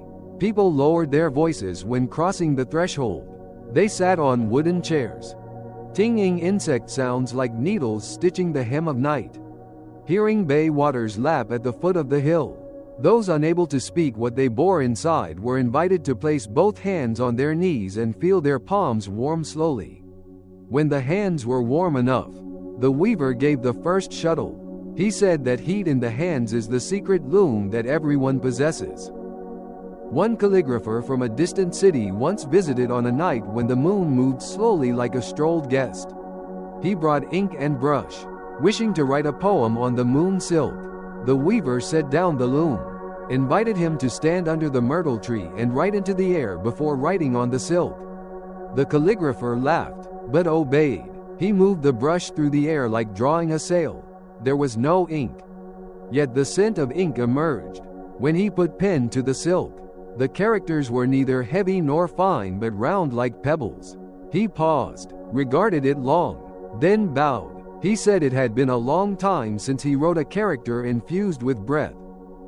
One night the rain came late, the moon hidden behind thick layers of clouds. The weaver of moonlight did not weave. He sat under the porch, lit a handful of dried myrtle leaves, warmed his hands, breathing in the rhythm of the rain. A traveler who had taken shelter asked, "If there is no moon, how can one weave?" He smiled and said the moonless night is the time to learn waiting. To wait is itself a kind of weaving, waiting so that our hearts may grow warp threads. The guest did not immediately understand, but as the rain lightened and a first streak of brightness tore across the clouds, he felt a very small crack inside himself, and sensed lightness. The weaver stood, wove a weft thread as thin as that crack in sound. The resulting weave bore a faint, uneven streak, but it was precisely that streak that made it resemble a real leaf. On days when the sky climbed so high that the water in the bay lay like a seamless mirror, the weaver hung old weavings on a line to let wind reread them. The children on the hillside ran through his yard and looked up at the silken ribbons trembling like butterfly wings. He called them in, taught them to listen with their eyes. He said, "Whichever ribbon trembles fast is for someone in haste. Whichever barely stirs is for someone already sitting." They laughed, each picked a ribbon in their own way, hung it about their necks, and ran off, but their steps slowed. An old boatman from a distant pier came bearing the story of undercurrents. When the moon was waning, he said that for many years his hands had learned the water but his heart no longer knew the shore. He feared he had forgotten an ancient appointment with some bank. The weaver laid a weaving larger than usual in the middle of the courtyard. He invited the boatman to stand in its center, close his eyes as though standing at a boat's prow. He wove in circles around him, each weft thread a breath, each warp a line of silence. When finished, the weave became a gentle ring wrapping around the man's ankles like water embracing sand. The boatman opened his eyes, looked upward, and said he had just heard the ancient oar sound return in his heart. Summer passed quickly. The scent of ripe myrtle made each evening feel like dessert. The weaver became busier when people returned late from work. They paused in his yard before going home, sitting quietly a while as if dropping a stone from their shoulders. He never held people long. He only asked whether they still heard the sound of their own footsteps. If they shook their head, he gave them a small piece of weaving, telling them to place it under the mat where their feet touched the floor when they rose. So in the morning the first step would be made upon a sliver of moon. Many returned to say that since then mornings had become gentler, as though someone had whispered to them that today might begin with a smile. A young reporter once arrived, carrying a recorder, pen, and far too many questions. She wished to know technique, to obtain numbers and names. The weaver led her up the hill behind the house, where an old pine stood leaning from storms. He asked her to lean her back against the trunk, look down at the bay, and record in her eyes the boats at rest. The wind rose, her hair loosed, her sleeves fluttered, but within her heart she felt calm. On returning to the courtyard, she set aside her recorder without turning it on. She said her article would contain only very short lines and blank spaces between sections. He nodded, saying blank space is where the light dwells. Time flows like water ebbing in and out of the sandbank. The weaver grew older, his hair fine and white like silk. He began teaching a young man in the lower village how to stretch a loom without breaking warp threads, how to wait for a cloud to drift by just in time, how to stop weaving when the heart of the person before him has already touched calm. The young man learned slowly but durably, speaking little, his eyes deep. He was told the most important thing, to know when one should not weave. Some nights the moon is so bright that one needs only to open the door and drink tea. No shuttle is required. One very clear evening, with the fullest moon of all nights in the season, the weaver rose earlier than usual. He walked around the yard, touched each myrtle tree, tucked a few small blossoms into the earthenware vase. He cleaned the loom with a cloth used for many years and hung that cloth where wind most often passed. He washed his hands long, poured a cup of tea, sat on the porch steps, watching the streak of light begin to spill across the bay. When the first guest arrived, a little girl with a paper pinwheel, he told her to sit and play at the foot of the loom, waiting while he stretched the warp. When he finished, he did not hand over the shuttle. He laid his palm upon the loom as though placing it on a friend's shoulder. He exhaled a long, gentle breath, then smiled. He leaned back against the porch post, closing his eyes. Those who came later stood quietly, not daring to speak. The moon poured over the yard. The loom lay still, wind passing like a hand on the cheek. The apprentice stepped forward, knelt beside his master, whispered. He did not reply. On the table lay a sheet of paper folded into quarters, its characters round and even. If tonight one shuttle is missing, may whomever arrives sit one beat more and let the light pass through the frame. If someone brings home a fragment of fatigue, lay it on the warp of heaven. No need to name it. If tomorrow morning someone asks where I am, point to the silver streak on the hillside. There always is a silk drape there. From that night on, the house on the hill stayed lit. The apprentice stretched the loom on moonlit nights, paused on rainy ones. No visitor ever felt an absence. They laid their hands on the loom, felt the old wood and bamboo carry the echo of past hands. They sat quietly, letting the light pass across their faces like a warm current. New weavings continued to be born, thin as a greeting, enough to tie about a wrist, enough to place beneath a pillow, enough to cover a fear until it untwists. On the drying line hung more ribbons softly trembling. The children still ran past, looked upward, practiced listening with their eyes. The cook came by with warm cakes. The watchmaker brought a small bell to hang under the eaves so the wind might ring it gently each night. The flower grower buried a handful of fragrant seeds at the base of the myrtle tree. The boatman placed an old oar at the gate as a greeting. And on nights when you lie down, the room just dark enough, the window slightly open, if you rest your head on the pillow and sense a very thin beam of light crossing your eyelids, That may be the weft thread of a weaving stopping by. You may place a hand over your chest. Breathe in as though drawing warp. Breathe out as though passing an invisible shuttle. After a moment you will see the day's stories stitched back together by tiny stitches. The wrinkled corners softened, the torn edges mended. Then sleep arrives like a silk draped over the shoulders, neither heavy nor cold. Just enough so body and heart can recognize each other as old friends. On the hill, the wind passes through the drying line and makes the ribbons tremble very softly. Below in the bay, water touches the shore with a whisper. In the sky, whether the moon is full or waning, it moves slowly, as if it understands that at one small house someone still holds the night's light in weavings you can touch. Tie on your wrist, lay on your forehead, and drape over a fear just enough. And amid the warp and weft of the infinite, the weaver of moonlight no longer needs a name, because the silks that go with people into sleep are already his gentlest introduction to life. Story 13. The Collector of Twilight's Shadows, Following Your Style Rules. On a gently sloping hillside, where each evening the sun descends slowly as if fond of the home it visits, there stood a wooden shack facing west. Its door opened onto a field of low grass, beyond which lay a winding river, and farther still a deep green mountain range folding shut like eyelids.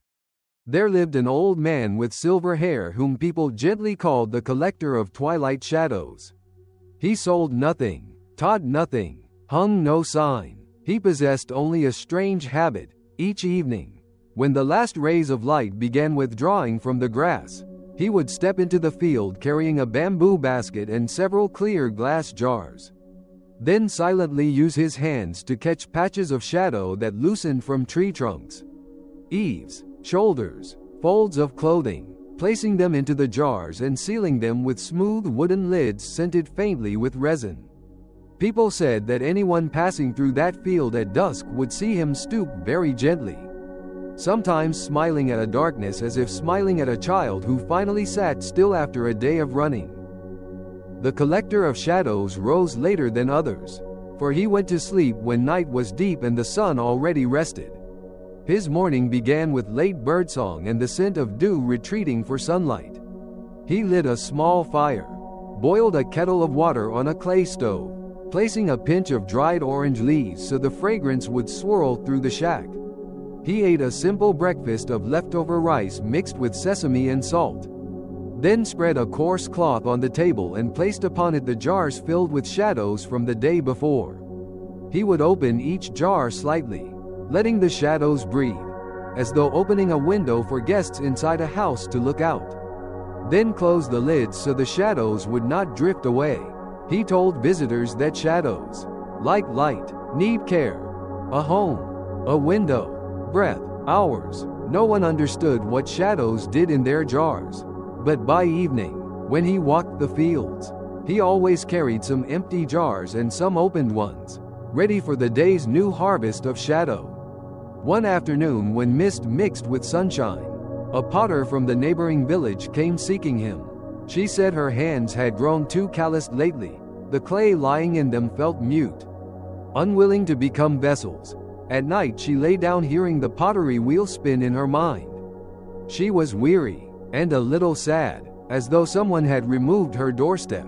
The Collector invited her to sit on the porch, offered a jar labeled simply, Earth Shadow. He unscrewed the lid and held it out, telling her to look inside as if gazing into a still pond.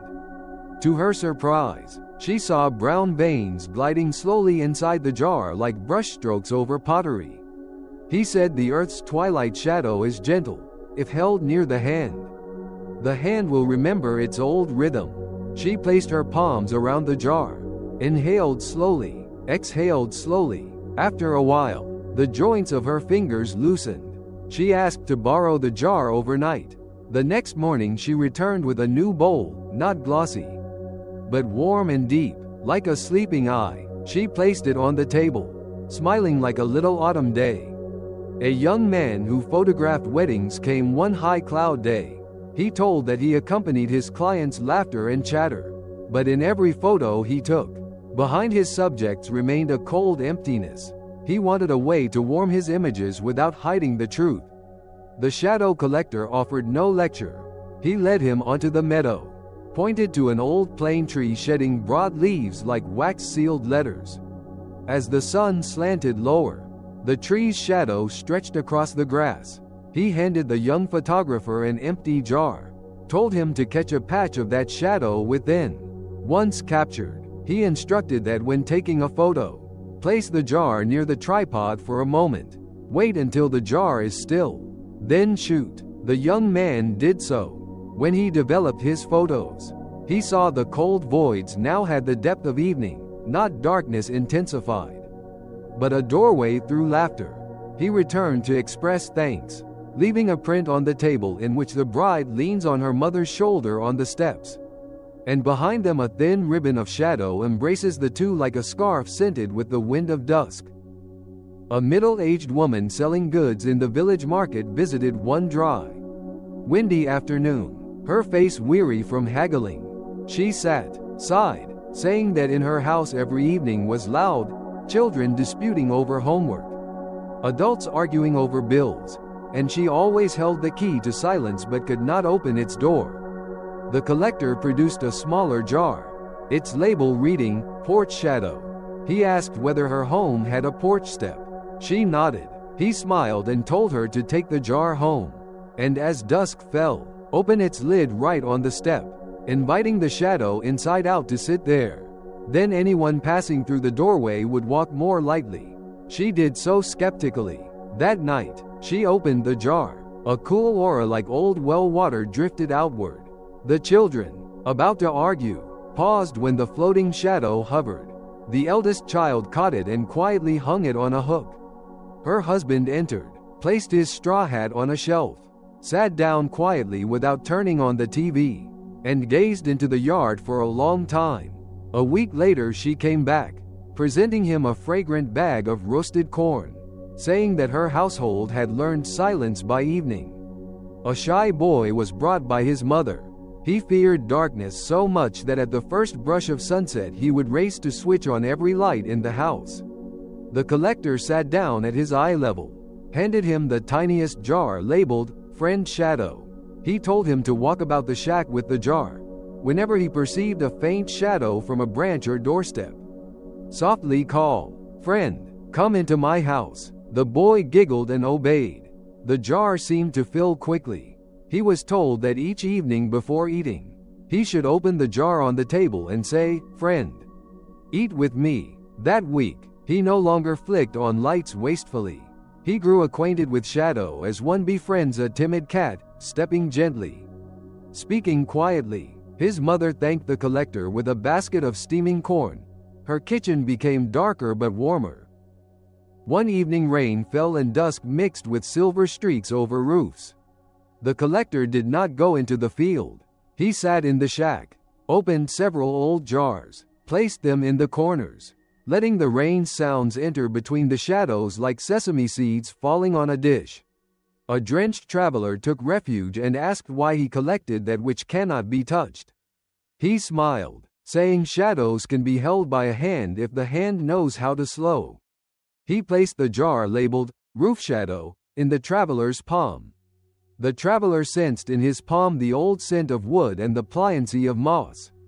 The collector then slowly recounted that once he had salvaged a wedding from an argument by inviting everyone to sit on the step and look at a ribbon of the tree's shadow flowing from the courtyard into the banquet hall. They sat quietly, watching the shadow, and forgot their dispute. All wished to recount a memory shaped like shadow.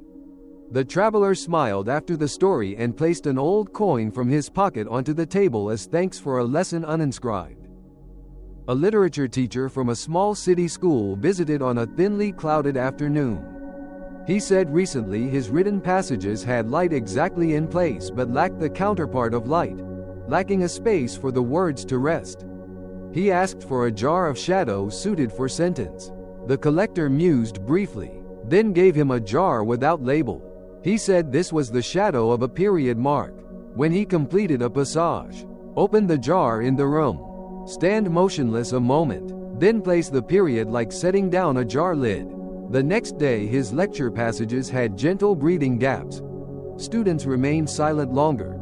Several asked to copy those blank spaces.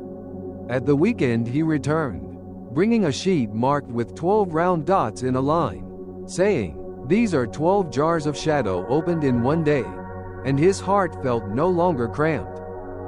A man who had once been a sailor sat for a long time on the porch. He spoke little, simply placed his old cap on his knee and gazed toward the river. When the sun touched the mountain's ridge at midday, he finally spoke, saying he was tired from carrying too many shadows of ships long lost. The collector of twilight shadows handed him the largest jar, labeled Horizon Shadow. He invited the former sailor to the meadow, told him to stand straight, inhale deeply, then exhale while looking toward the line where sky meets land. When the final ray died, he opened the jar. The wind passed once, and inside the jar there seemed to be a thin line like a taut thread. He instructed that each evening the man opened the jar by his window. Sit quietly until that thread dissolves, and only then close the lid. Weeks later, the man returned with a rare smile. He said the ships in his memory now docked more peacefully, and the distant horns no longer chase him in dreams. The collector never accepted money.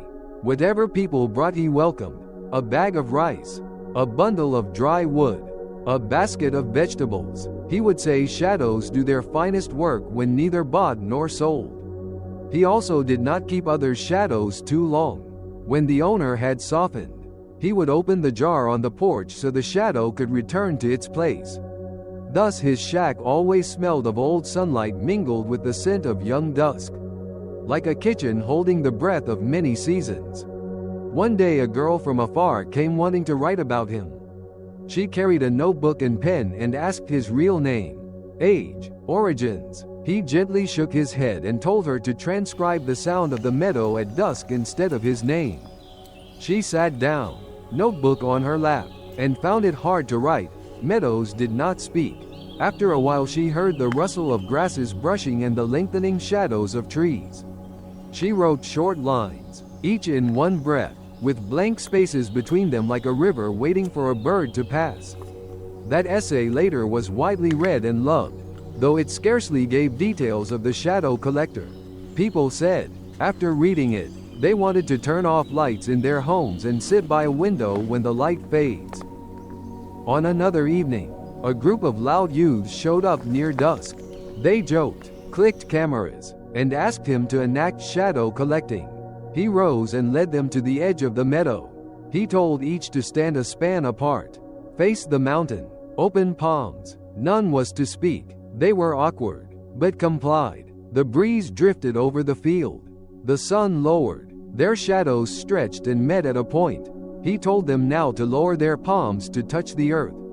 A hush unfolded. When they returned to the shack, each spoke softly. One said that strangely, his photo taken that evening needed no filter. It was soft as a whispered pardon. Rainy season came with smeared skies. Twilight shadows then were dense, silky. To place them in a jar was like placing silk over wood edges. The collector spent many evenings opening jars in his shack, placing them in corners, letting the room live by a subtle rhythm. He called this lighting by shadow. A young married couple came, saying they often quarreled over small things, each maintaining a harsh shadow on their face.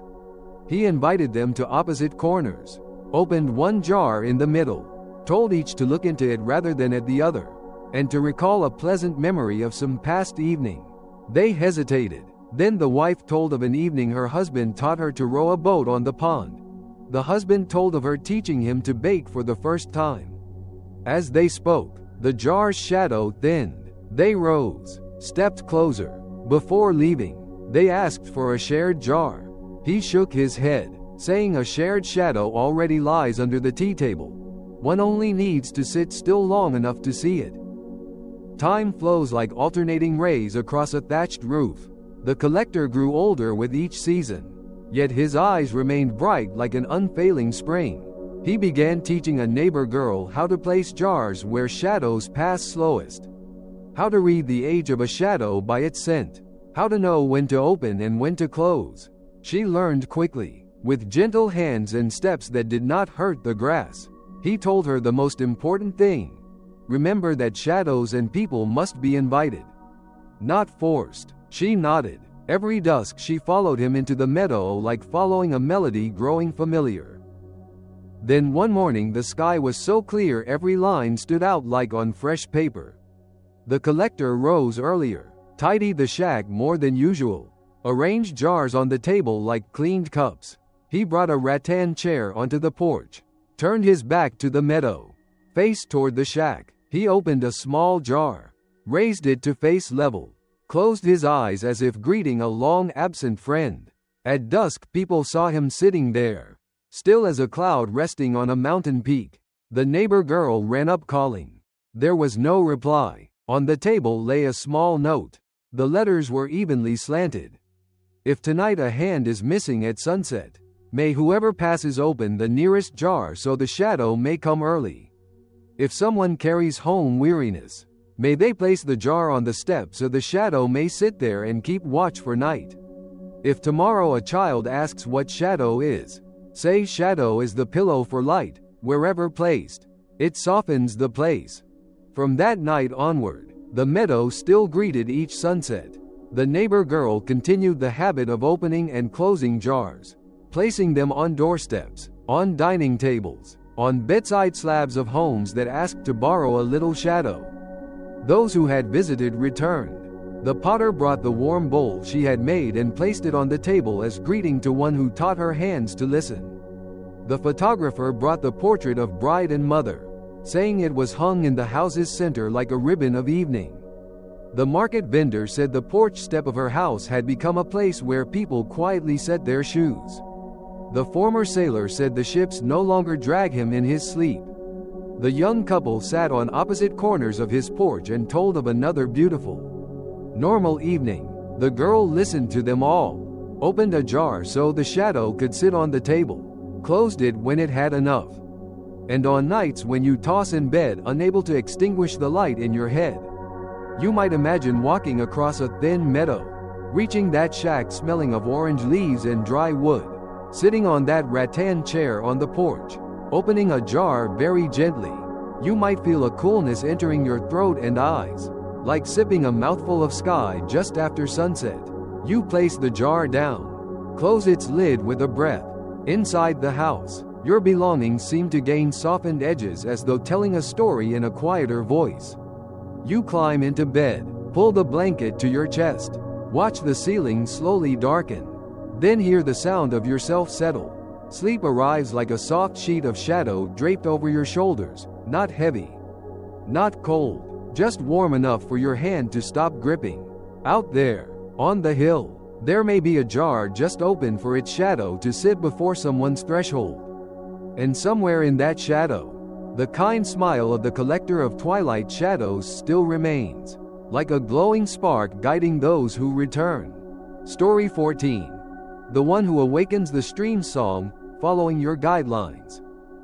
In a valley embraced by two gentle hills, a little stream courses through a bamboo wood before unfolding into slender water ribbons.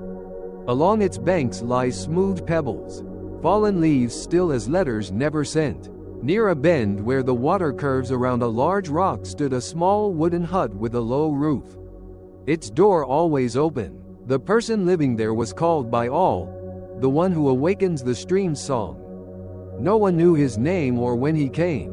All they saw was that each dawn he would heat water by a clay stove, wash his hands in a wooden basin, then walk along the stream to every curve, bending slowly as though greeting. When he sat upon a flat rock, the water's sound there seemed to draw an additional pulse, as though someone had raised a curtain letting in light. The awakener lived by small acts. He would reposition a stone displaced by floods so the water would not choke. He would remove dry branches caught in a deep pool so the flow would continue tenderly. He would clean leaves stuck on a slab, then set them gently back on the shore to dry under sunlight.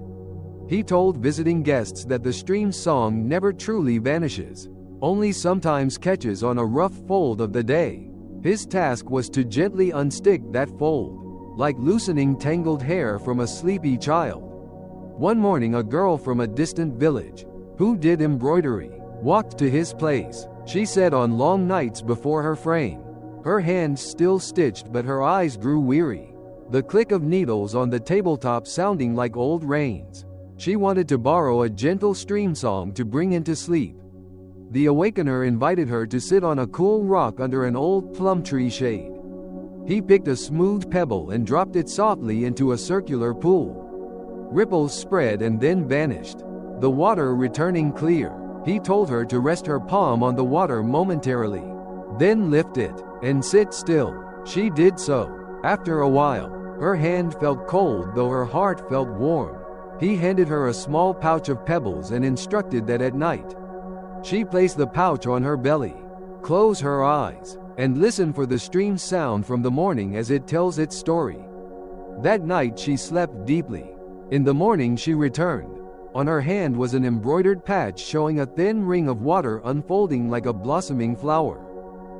A man pitched a tent on the hillside and came at midday. He said his work was hauling timber down to town. Steep roads made his heart race ahead of his steps. At night he lay hearing his ears hum as though bees. The awakener led him to a place where the stream flows among 3 stones of different heights. He asked him to sit in the middle, close his eyes, listen for which sound guides the way. He listened a long time. The sound near the higher stone spoke like a distant message, the sound near the lower stone like a step close by. The third stone's tone lasted just long enough for the heart to catch rhythm. He opened his eyes and said he heard which way to walk. The man nodded. The awakener picked a bamboo leaf, placed it on the flow precisely at that third stone's position. The leaf floated just slowly enough for his eyes to follow calmly. That night in his tent, he breathed in that rhythm and for the first time felt the night was not too long. A grandmother selling incense at the market came in the rainy season. She said since her husband went afar, her house felt empty. Stepping through afternoon shadows made her afraid. The awakener took her to a quiet stream pool near patches of green ferns. He told her to dip a fingertip into the water 3 times, each time thinking a very small greeting. She did. The water's trickle over her fingertip sounded like someone knocking with wind's fingernails. He told her thereafter, whenever she enters her home, imagine the floor is a stream and her feet are a leaf. Step slowly so the leaf does not sink. After some time she returned saying her afternoons were still sad, but that sadness now knew how to sit in a chair rather than run through the house. She offered him a bundle of incense fragrant with a harvest season past. A boy came with his mother because he rarely slept well. He disliked silence because silence felt like a wide room with nothing in it. The awakener sat at his eye level and gave him a short bamboo tube. He told him to place the tube near the water's edge and press his ear to the tube. The boy listened, eyes wide open. Within the tube came a soft murmur as though hundreds of round drops rolled gently. The awakener said those were little stories whispering into the boy's ear. He told him to close his eyes and blow gently into the tube as though playing a flute without notes. That night the boy placed the tube by his pillow. In his dream he walked a slim bridge over the stream while below the water whispered stories in gentle murmur. Seasons change, and the stream's sound donned new garments. In spring the water spoke like a school of tiny fish entering morning. In summer it spoke thicker, cool as green apricots. In autumn it was nearly the sound of threads brushing one another, thin and silky. In winter the water's tone was low and deep, like an earth drum. Because of this, the awakener had 4 different ways to comfort anyone who came to sit. One day he said nothing beyond placing a bowl of stream water on his wooden table, telling the visitor to gaze until one's own reflection softened enough to smile. On another day he told them to press a hand onto an aged stone and feel a memory's warmth rise. On another he would draw from his sleeve a cord tied long ago, hand it to the visitor so they might recall a breath broken by life's storm. On quiet days he simply sat gazing at the stream. The guest watched with him, and words would arise like light raindrops. A young city planner visited on a short break. He said his mind was always full of roads and lights, everything angular. Spaces to rest existed only on plans. The awakener invited him to walk upstream for 10 minutes. They stopped where water flowed over a low rock ledge and fell in a curtain. He told him to reach a hand through the falling water as if parting a curtain in a bedroom. He did. Water touched the hand, cool, heavy with droplets. He said, now imagine that in your city are such ribbons of water where commuters might reach through for a moment to return to their body. The young man laughed, said if such places existed perhaps people would quarrel less. The awakener simply said, that is good. Keep that image in your pocket on your way home. One rainy night he lit a bundle of dry pine branches. Their resinous scent rose like a warm song. The heavy rain altered the stream's voice. The awakener did not intrude. He just opened the door and placed a few extra seats in the hut for travelers seeking shelter. They sat in a circle, each holding a bowl of warm water, listening to rain falling through the bamboo canopy, like rice grains pouring into a winnowing basket. A solemn man said he had long thought he hated rain. In truth, he was missing someone who only appeared in it. A woman said rain made her hear her heartbeat more closely. An old lady laughed, saying in youth she would dance in rain when it came. Now she closes her eyes and thanks her knees for still remembering how to step to the porch. The awakener listened. His eyes too glistened as the hut walls felt wet. One day the sky was clear and long like a silken stretch. The stream shone with silver bands running over stones. A group of students dropped by for water. They were a bit loud initially, then quieted in stepping under shadowing trees.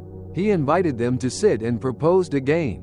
Each child picked a pebble and dropped it into the water simultaneously. Then they closed their eyes and guessed how far their ripple traveled. They laughed loudly, then obeyed. The sound of water bursting upward sounded like 10 fingers tapping a tabletop. When they opened their eyes, every child said their ripple had touched someone else's. He said, exactly so. The water gives you a map of companionship. From then on, each time they visited the stream, they would gather litter before playing, saying that their ripple needed clean water to meet friends.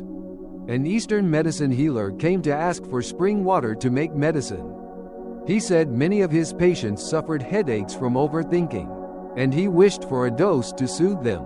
The one who awakens the stream's song led him to a reach of water flowing across a mossy patch. He scooped water at the edge where the greenest moss lay, poured it into an earthen jar, and sealed it. He told him that when decocting the medicine, he should open the window so the stream's song may enter too, because water in the jar is only the body, the voice is its spirit. The healer pressed his palms in gratitude, promising to record that instruction in his students' notebooks.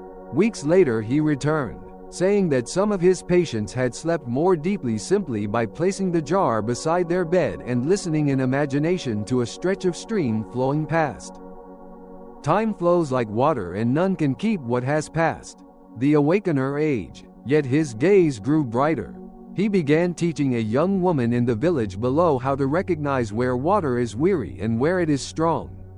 He showed her to listen to water striking stone to gauge a day's anger, to hear water passing through roots to measure the night's gentleness, to catch water dropping through leaf gaps to know whether tomorrow will be calm.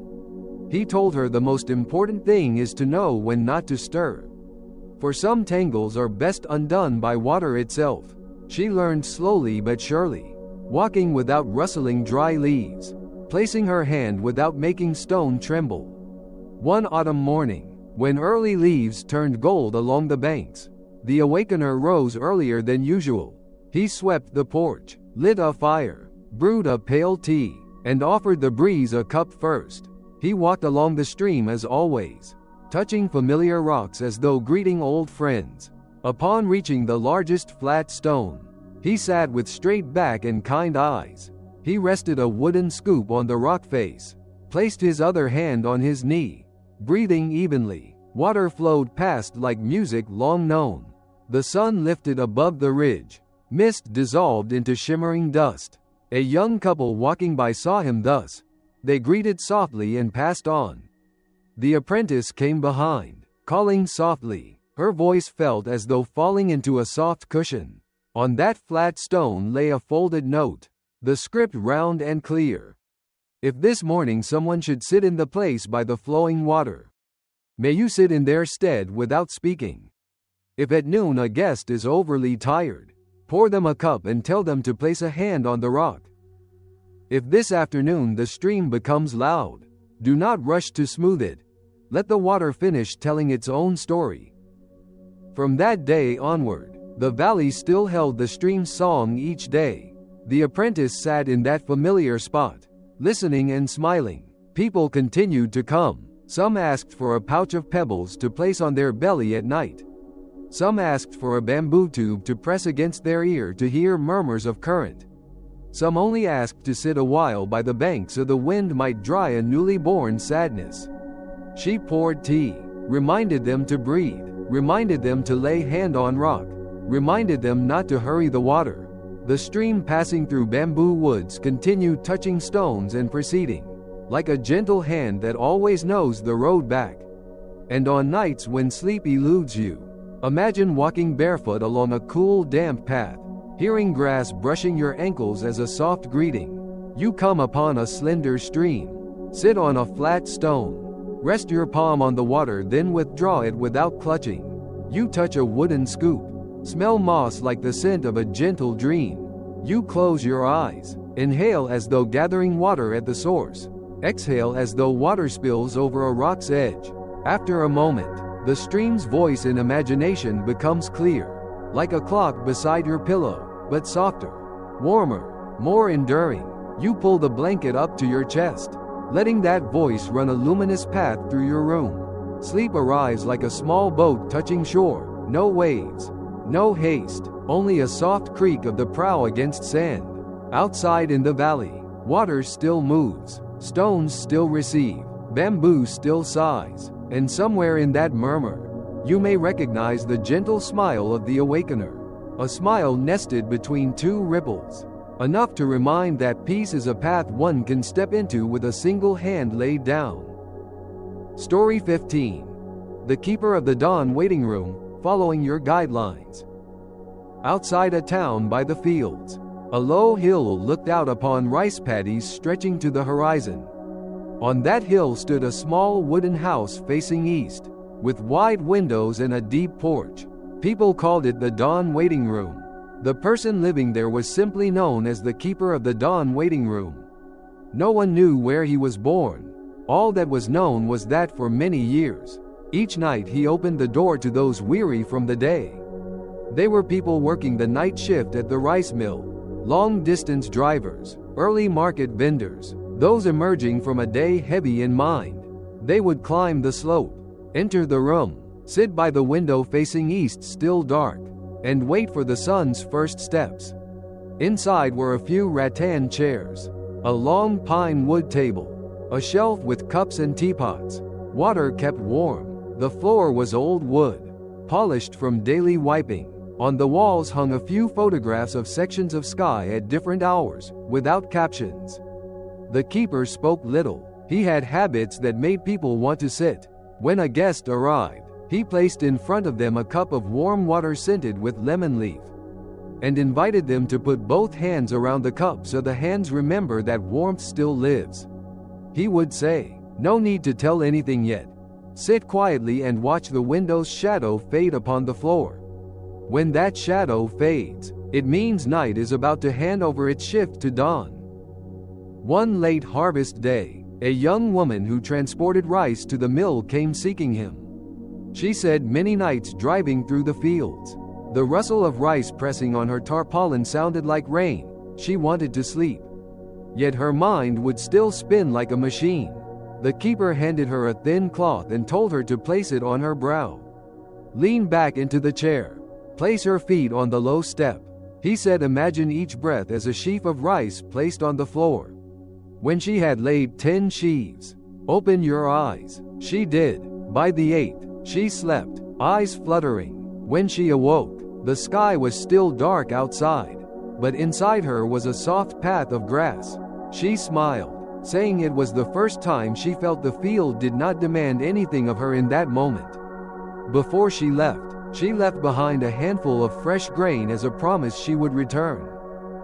One middle-aged man who ran a motorbike repair shop came in just before dawn. He said that all day he inhaled the smell of gasoline, then at night had to worry about ledger books, his mind always heavy, as if wearing a steel helmet. The keeper did not question. He handed him a small cloth infused with eucalyptus oil, placed it in his palm. He told him to bring that hand near his nose. Inhale slowly, exhale slowly, while gazing into the darkness outside as one would into a sky just washed clean. He did so and fell silent. A while later, he said the gasoline clamor inside his head had receded like a convoy departing. The keeper nodded, poured more warm water, invited him to drink so his throat might cleanse itself. The man stood, lighter, as though he had set down his helmet. A woman selling flowers at the night market arrived before the roosters crowed. Her shoulders bore the mark of heavy baskets. Her eyes were dark from many nights without rest. She said lately when looking at flowers she no longer saw them bloom, but only saw numbers. The keeper led her onto the porch, pointed at a patch of dew-damp grass. He asked her to bend, touch a dewdrop with her finger, and hold still until the drop falls. She did and was silent. The drop fell, leaving a thin line of light. She let out a soft laugh. He said there was time for 3 more drops. She did. After the third, she sat as though someone had draped a thin sweater over her shoulders. She said when she returned to the market and put flowers in water, she would remember the sound of the dewdrop falling in her palm. The dawn waiting room had a clock on the wall, but it did not chime. The keeper said there was no need for a bell. The sky's changing color is loud enough. Every night he would note by his eyes small transitions. When a north wind came, dawn rose slowly and earth appeared greener. When clouds were thick, the sun would hide behind a velvet curtain, demanding patience. When mist was dense, dawn would arrive by scent first, the scent of fresh grass and cold well water. Those who heard him speak laughed, saying no one had taught them about dawn by smell. But after a few visits, everyone realized dawn truly has a fragrance, and it is that scent that opens hearts. One high school student came when it was near morning. He was preparing for college exams, and wherever he sat he felt pen and paper chasing him. Every night he dreamed a hallway with no exit. The keeper invited him out onto the porch, handed him a paper boat. He told him to place the boat on the wooden step, wait for a very light breeze, not to blow. When the boat drifted, he should close his eyes and count to 3. The boy waited. The breeze came as a breath. The boat moved a few inches. He counted 3 and closed his eyes. The keeper said when he opened them, he should write a sentence not about exams, but about a patch of grass he loved as a child. The boy wrote, and his hands trembled less. The keeper watched the sky and said the most beautiful things about morning need not be seized, only to be sat in the right spot. The boy nodded softly. Another evening, a shift worker told how his wife had just given birth and their home was small. The infant's cries in the middle of night shredded the calm. He said he feared the cries so much that before it even sounded he felt tension. The keeper handed him a small wooden bell without a clapper. He said each time the baby cries, before picking them up, rattle the bell once in front of your chest in a silent beat. Then hold the child and breathe together. The bell will not ring, but the hand will remember the beat. He did so. A week later he returned and said the crying remained, but his hand trembled less. The keeper nodded, saying the wooden bell is a silent sound given shape. That shape allows the heart to grip without falling. On rainy nights the room smelled of damp wood. The keeper would crack open a window so the rain's voice might converse with the room. He placed a few extra quilts on chairs and invited late arrivals to wrap around their shoulders. He never asked why they came late. He would only point out to the dark beyond. telling them that today dawn would arrive by voice before it arrives by light. They listened and recognized the sound of birds opening their eyes in rain, the sound of earth drinking water, the hush of roads after a day's traffic. When the sky's edge began to brighten, they rose from their chairs, stood by the window as though by a riverbank. One clear morning, an old man came with his grandson. He said he had trouble sleeping because he often missed friends who had passed. The keeper invited him to the chair near a photograph of a dawn sky he had taken. He gave the old man a thin stack of white paper and asked him to write the names of 3 friends with whom he once drank tea. After writing, fold the paper and place it beneath a cup. The old man did so, his hands rough but his script clear. The keeper poured water, asked him to sip, then look outward. After a moment, the old man smiled and said he just heard a friend's laughter. The grandson asked where. The old man replied, inside the heart. The keeper nodded and said dawn for an older person often arises by remembrance, and memory knows its path when there is a warm cup placed rightly. In the room stood a small wooden box on a shelf, its lid always open. The keeper called it the box of messages to the sky. Anyone who came could write a short sentence and place it inside. No one ever read them. Once a month, on the first dawn of the month, he would bring the box to the porch, place it on the step, bow his hands, then let the wind take the work of wind. People said they had once seen the slips of paper in the box flutter even without wind. He would laugh and say perhaps it was because the sky was breathing closer. A young reporter from the city came asking to write a story. She asked what secret allowed people to sleep just minutes after sitting down. The keeper of the dawn waiting room did not answer directly. He invited her to sit near a pillar, where the window's shadow touches the knee first. He told her to place her left hand over her right, swapping positions every 3 breaths. He instructed that when she changes hands she should smile at the change. She did. After a little while, she fell entirely silent. When she opened her eyes, the sky had already lightened. She blushed for having dozed, yet also smiled. He said sleep does not care for titles, it only cares for a resting place. She nodded, then wrote her article with many pauses, as he had once spoken of the scent of dawn. When the dry season arrived, the hill's grasses turned yellow as though someone scattered turmeric powder. Those rising early to work carried dust of the road in their hair. The keeper set a basin of water on the porch with a few thin lemon slices drifting. He invited them to wash their faces, not to become clean, but so their faces remember water. He said a face that remembers water will not overheat when meeting a sharp word. Many followed. They found their eyes cooler, their greetings coming out without thorns.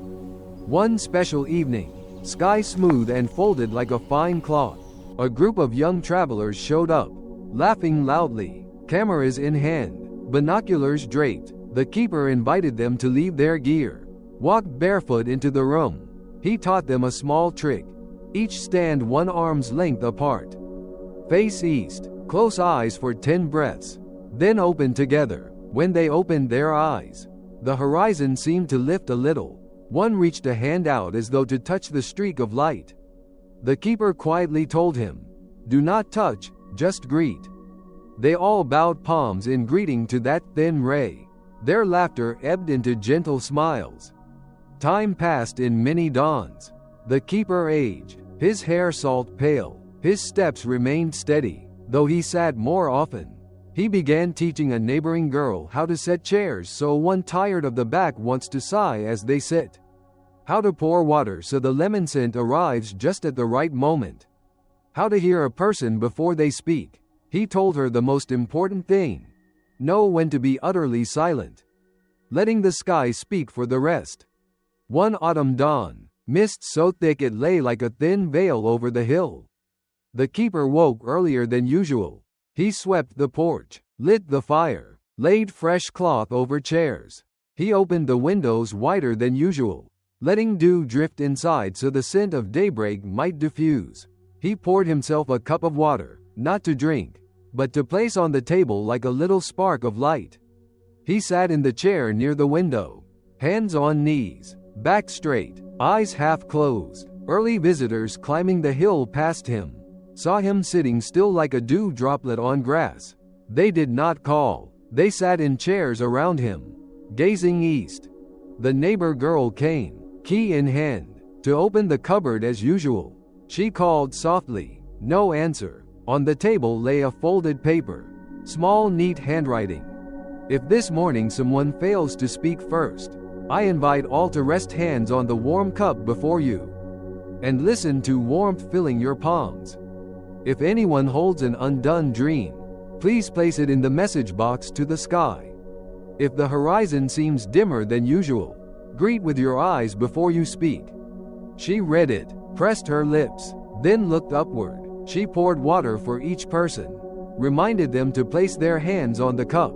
Inside, the warmth made one round. Outside, the mist slowly withdrew. Since then, the dawn waiting room has never been empty. The girl maintained his routines, changing nothing essential. The lemon scent remained slight. Chairs stayed in place. The basin always had a few floating lemon slices. The message box to the sky remained open.